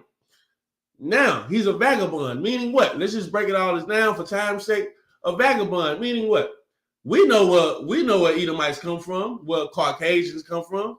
They come from the Caucasus Mountains in South Georgia, Russia, right? They're not there. They have no homeland. Everybody was given a place to live at. Mm-hmm. Their place was there. In the caves, in the mountains, that's where you get cave people from. They're not there. They are everywhere. They live everywhere but where they're supposed to live at. That is a vagabond. You have a place, but you don't live over there. You live over here. You live over here. You move to all these other people places, and you go commit a crime in their location. You are a fugitive and a vagabond. Verse 15, right. And the Lord said unto him, therefore, whosoever slayeth Cain, vengeance shall be taken on him sevenfold. Meaning what? Again, for time's sake, think about Pearl Harbor, right? When Pearl Harbor happened, I think 2,400 people, 2,400 Americans got unalived during that event. Sad event, right? Mm-hmm. What did they do right after that? They went and dropped atomic bombs on Hiroshima and Nagasaki and took down 200,000 of them. that is crazy to think 2,400 people. You take one of us, we taking 7 more of yours. Yep. We taking a complete number of yours. Think about 9/11. That happened. I think maybe about 3,000 people died during 9/11. Give or take exact number. A few thousand people, right? Yeah. Do you know how many people have died over there that they have unalived over there in that war? Oh yeah, millions. This spirit of Cain is in Esau, and the Lord said it. Mm-hmm. Whosoever slave Cain, vengeance shall be taken on him sevenfold. This is why we tell you not to even. Yeah, we don't commit crimes against. You hear people talking about we got to pick up a bunch of guns. You're gonna lose. You're gonna lose. They're gonna blow your neighborhood to smithereens, which they've done before. You don't have a military, my boy.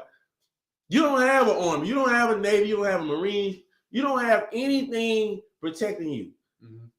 That's why, and that is why the Lord calls us sheep. What a sheep has, he does not have a natural defense mechanism.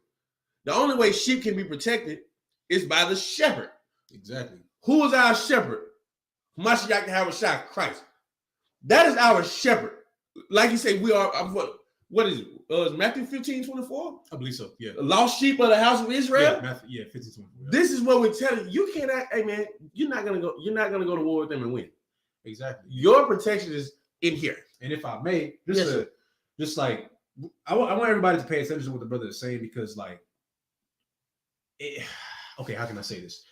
For a couple of things. The sheep, right?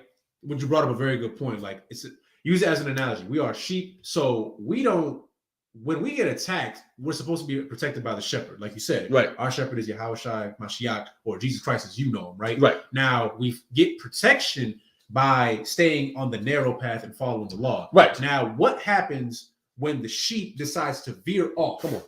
Now, the beast of the field. Now you got the wolves. This is crazy. Now they're going to come get you. Why? Because now you're vulnerable. Right. You're vulnerable now because now you done steered off. Now, how can you take that into today? We're supposed to, as a people, we're supposed to move a certain way. We're supposed to obey the law, statutes, and commandments. I know some of y'all are like, well, I don't believe in the Bible. Okay, well, y'all have, at least I would like to believe, morals, right? Right. So you know that it's wrong to unalive other people. You know that it's wrong to kidnap people. You know it's wrong to sell drugs in your communities. You know that it's wrong to lie. You know that it's wrong to steal. You know these things. These things are in the Bible. Okay, these things are in the Bible. You know what's wrong and what's right, but you still choose to do what is wrong. So as a sheep, when you do that, you're gonna veer off. Now you just free game. You free game, now, right? Okay, and now the other beasts of the field, they're gonna do whatever they want with you. They could just unalive you. That's the easy way out, though. But again, the Lord has many different ways he can punish you. You know, there's another way he can punish you. The Lord, you know what? The Lord can punish you in a different way. He can give you onto Satan, and now Satan, Satan gives gifts, right? Yeah. He may give you what you want carnally, right? Carnally, what you want. That's why I talk about Kanye and all them. They have money, they got the riches, they got things that feed their flesh, but they're suffering. Right. They're doing something strange for a piece of change, so to speak, right? Behind closed doors. All right. And now you got a new shepherd. Right. But this shepherd is evil. And you want to know what's going to happen? You don't get in line with that shepherd, now he's going to punish you. Right. You know what happened? I think it was Kanye. He was coming out when he was saying how it was some doctor. I don't know his name, but he was sedating him with certain medicines or whatever. And now I guess it was a time where he was revealing what was going on, and the dude said if you don't get right, I'm about to put you under again type stuff. And I'm this is a grown man. And everybody laughing, ha ha ha. And I'm not laughing, but it's sad because he's just one example. He's one example of a brother who steered off. Very talented. But he doesn't even, does he even own his masters now? Does he? I don't think so. That's crazy. Well, if he doesn't, my point is he made all those classics, right? Whatever you may think of Kanye as a person, that's your opinion.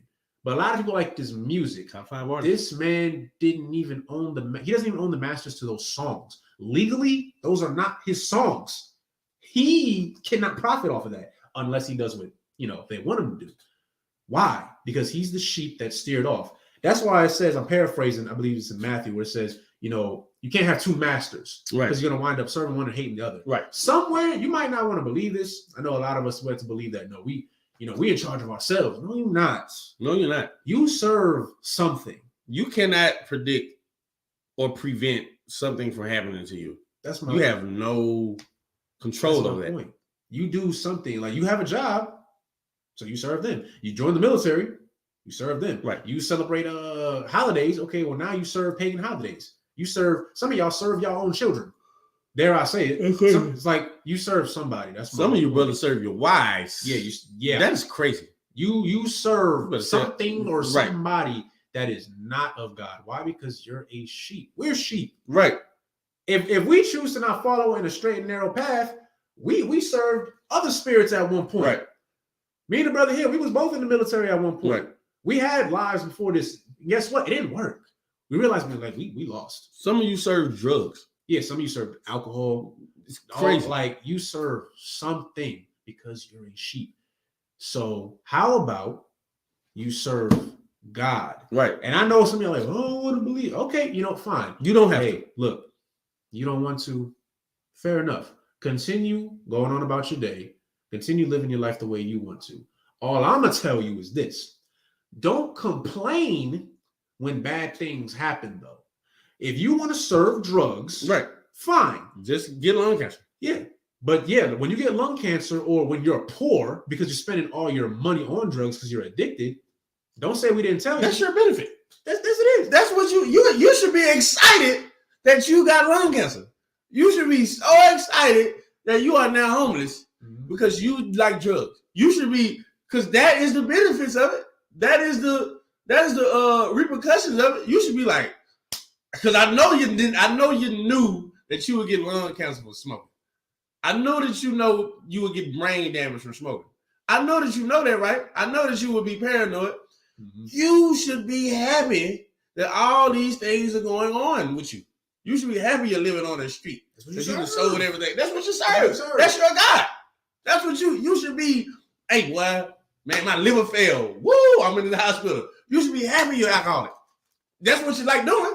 Yeah. Now we telling you, hey, well, you could just serve the Lord and you ain't got to worry about your liver failing. You ain't got to worry about getting lung cancer. Mm-hmm. You ain't got to worry about being homeless. You ain't got to worry about this and that and the third. You can be happy about prospering. If you serve the Lord, if you come to One West, you understand the Bible, you do well, you'll be accepted. You do the law, you'll be accepted. Or you can follow your father Esau, who has the spirit of Cain in him, and you could prosper with the things that he gives you. Yeah, because you gonna serve him. And I'm gonna leave that alone. Anyway. For community guideline purposes. But is that it for verse 15? No, we got to do the mark, which everybody knows at this point. Well, not everybody. And the Lord said unto him, therefore, whosoever slayeth Cain, vengeance shall be taken on him sevenfold. Mm-hmm. And the Lord set a mark upon Cain, lest any finding him should kill him. Lest meaning just in case. Mm-hmm. So, the Lord set a mark upon Cain, just in case any finding him should kill him. What is the mark of Cain? I'm not going to answer. I know you guys know. I would like somebody who's not in the school. I really would like a TikTok person to answer. Yeah, I was answering them earlier. Right. What is the mark of Cain? Well, what is the mark upon Cain? That's on Cain. I'm about to say it's about 70 people in here, so I know somebody know it. So this person said the 666 is the mark. No, not that. It has a number of mark. It's just 666. That's a whole nother breakdown, yeah. But that's another lie that's been taught in Europeanized, Westernized Christianity. That's magic. Horns, no. Have you seen anybody walk around here with horns in their head? You gotta understand, these are real people. So what mark is upon Cain? Yeah. The Lord didn't write 666 on Cain. Right, like on his forehead. Yeah, he put a mark on him. What does that mean? What was the mark? And the Lord set a mark upon Cain, lest any finding him should kill him.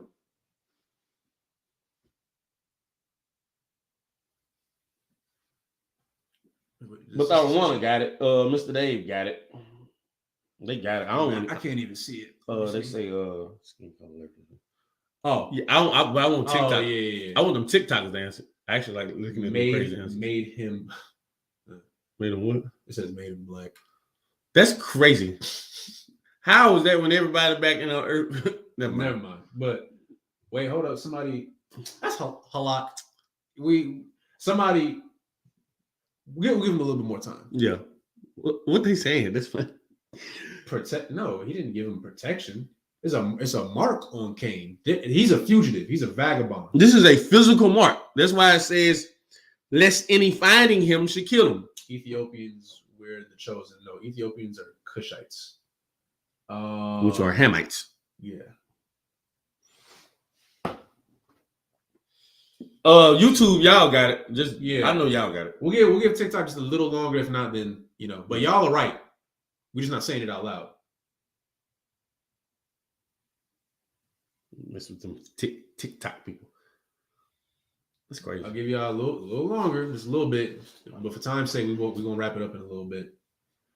Let's see, we're the chosen one. You know that Ethiopians are Cushites. And the Lord set a mark upon Cain, lest any finding him should kill him.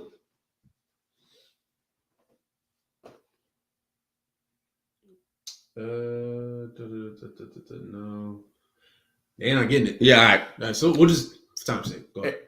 The mark of Cain was leprosy or vitiligo. It's a physical mark that separated him from everybody else on the planet Earth at the time. All the people on planet Earth were dark-skinned people. Even if you see something? No, you good. Even if you look around the Earth right now, everybody on the Earth has pigmentation. It's not a mark on anyone else. Everyone has pigmentation. Mm-hmm. Except a certain nation of people, race of people. Is this the King James Version? Yes, it is. But just so everybody's clear, we do read the original Hebrew and get the breakdowns from that too. Right. This is the most accurate English translation, but you still got to dive into the Hebrew because some words still get like mistranslated. Right. But Salaki. So the mark upon Cain is, you can say vitiligo. You can say it's a skin disease, leprosy. Yeah.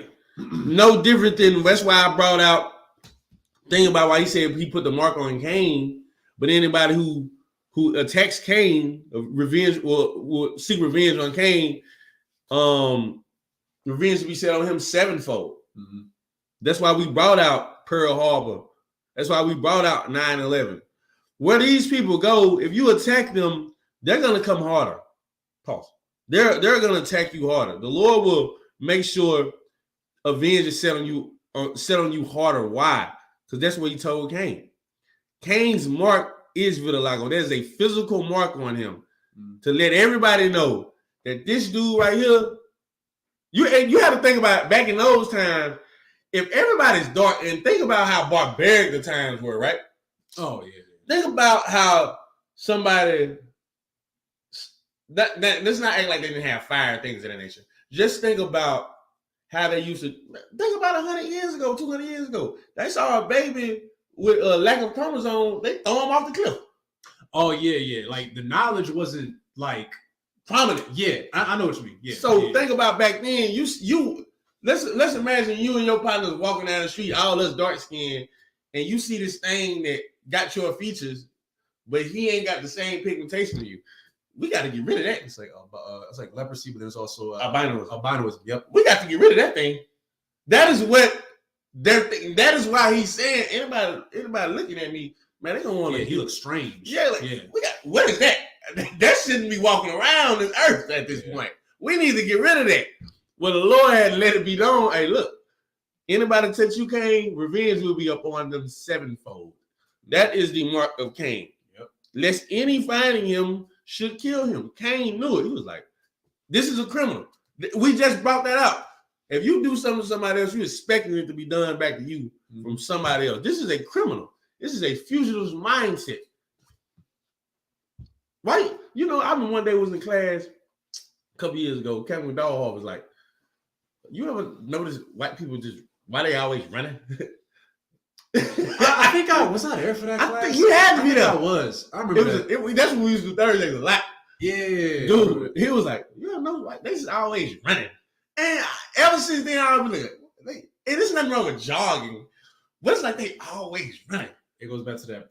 It's a precept I'm paraphrasing where it's like they're restless. Like they're always, they gotta do something. They're always on the move. Sit down. Even funny. Yeah, even now, I ain't gonna get too off topic because we about to wrap it up in a minute. But even like the whole thing with NASA, right? Like you spending billions and billions of dollars for space. For what? Now we know breakdown. I'm gonna leave that alone. Lord allow, we'll get there eventually. We can break that down. But I say, yeah, that's a whole nother 7 years now. Mm-hmm. But that's the whole nature. So to go over, like, yes, the spirit of Cain is upon the earth. It is Esau, right? It's definitely Esau. And that's why, like, you see the things that happened then are happening now. Like the Bible says, like, there's nothing new under the sun. Things happen aforetime for our learning. It's the same thing, right? Right. So now, again, this goes into that saying of those who don't learn from their history are doomed to repeat it. History, in a sense, is repeating itself. We're just in a different time period, right? But the only difference is now you know the knowledge. Well, now you know of the knowledge. So now it's up to you as to whether or not if you choose to hearken on to it, because things are changing. Things are changing very rapidly. I know a lot of us that live in America, we're getting very fed up with America and how things are running here. Other nations are getting fed up with how Esau is in all these other nations. Esau's fed That's up. how you got BRICS now. Is it Brazil, Russia, India, China, and South Africa? Now they're trying to make their own new currency because they realize that money rules the earth now, and the American dollar is worth more in other countries. You're hearing rumors of wars. You got Israel and Palestine. Like, the world is upset. Why? Because it was given unto the hands of the wicked. Right. So now, Job 9:24. It's up to you now. Now it's up to you. Okay, are you going to keep doing what you was doing before, or are you going to change? Because the world is changing. I don't know if you peeping what's going on. It's been changing. That's been prophesied in the Bible. Things that were prophesied in the Bible thousands of years ago are happening now. Which I say the Bible ain't real. That's cool. You don't have to believe it's real. You don't have to. I believe it's real. I know it's real. So faith. It's faith. The same faith Abel had to sacrifice correctly, same faith we had. You know what's funny? That's crazy how the class tie into one another. Remember, I went to Revelation 6 and talked about how the Lord is going to redeem those guys, put white robes on them, on the brothers who fallen, and test that and their testimony is out there under the souls of under the throne of the Lord. Abel's blood has yet to be redeemed. Zachariah's blood has yet to be redeemed. Yep. Those prophets, John, the Revelator, Paul, all them brothers, Stephen, they have yet to be redeemed. Guess what? We read that in Revelation. It will be redeemed. We are in those times. We are living in biblical times. We've always been living in biblical times because the Bible is just history. You're living in it. It's past, present, future. We are living in a time now, like the brother brought out, everyone is tired. People are tired. That's why we're going over the beginning now, so you can probably so you can get an understanding of where we're at now. Yeah. That's why we're tying the beginning in to the end. You have to understand where you at now is only the effect of what was prior or what was in the past. Right now, we are going through the process of the Lord waking us up, the Lord cracking them seals open, the Lord getting ready to redeem us and put us back in that land that we're supposed to be in. Put the sheep back in that bullpen they're supposed to be in with the shepherd leading them. Except certain sheep just want to keep veering off the path. Well, it's gonna come a day where you don't keep veering off the path and you're not gonna walk that straight gate, and you're gonna burn or you're gonna flood. Well, it's up to you. Yep. We're giving you the tools. That's why you come to class every week, every day. We're giving you the tools to make yourself worthy, to make yourself accepted. Yes. We're giving you the tools. Going back to what Cain went through. If you do as well, you'll not be accepted. Come on. So there's going to come a time, we don't know when, but it's going to come a time where it's going to be time for you to prove, well, you should be making sure that your election is sure anyway, but there's going to be a judgment at some point, right? So now How you live your life, hey, look, Lord be with you. Lord be with you. That's all I can say. Yeah. But with that being said, the water for everybody that tuned in, the water for the participation. You know, we want to make this is a class. Yeah. Remember, this is a class. We want people to learn. We want you to engage. We want you to ask questions. You know, we're going to be asking you questions too. Because now that, you know, we've been teaching all the way from Genesis 1. Every class, we're going to be doing our recap. We're going to be asking you questions, making sure that you taking notes and that you're retrieving the knowledge that we put down. Take notes. Seriously. And that's why people fail at school, man. Just not to get off topic too crazy, because I know we're about to end it. Take notes, man. Note taking is why a lot of people succeed and why a lot of people fail. Any great student, listen to them. Listen to how they talk about how they take notes. You might not pick it up as soon as I lay it down, but just write down the precept. You know what I'm saying? Just write down the precept and go back and study and try to put it together. If you still don't understand, ask us next week or hit us up on Facebook. This is Atazam Banbanyanyam on Facebook. That's crazy. I'm Alatazar Yahawada on Facebook. Find us on there. We'll be happy to answer any question you got. If we don't know the answers, what will we do? We'll call men that are better than us. They'll give us the answer, and we'll give you the answer. Most High Christ. So the water for everybody that tuned in. Adam is Eve's father. No, What the hell? Salaki. I'm gonna just leave that That's alone. crazy. But the water for everybody that tuned in. The water for the participants on TikTok as well. We'll be coming back again next Saturday. Every Saturday we're gonna do Sabbath service, and you know we're gonna continue the breakdown of each 7 verses. You know we're getting into Cain and Abel, and it's gonna go into something else. We're just gonna keep going. We're gonna break down the whole.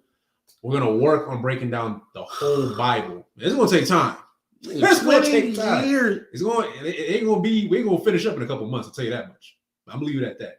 So you know, the water for everybody that tuned in with that. So.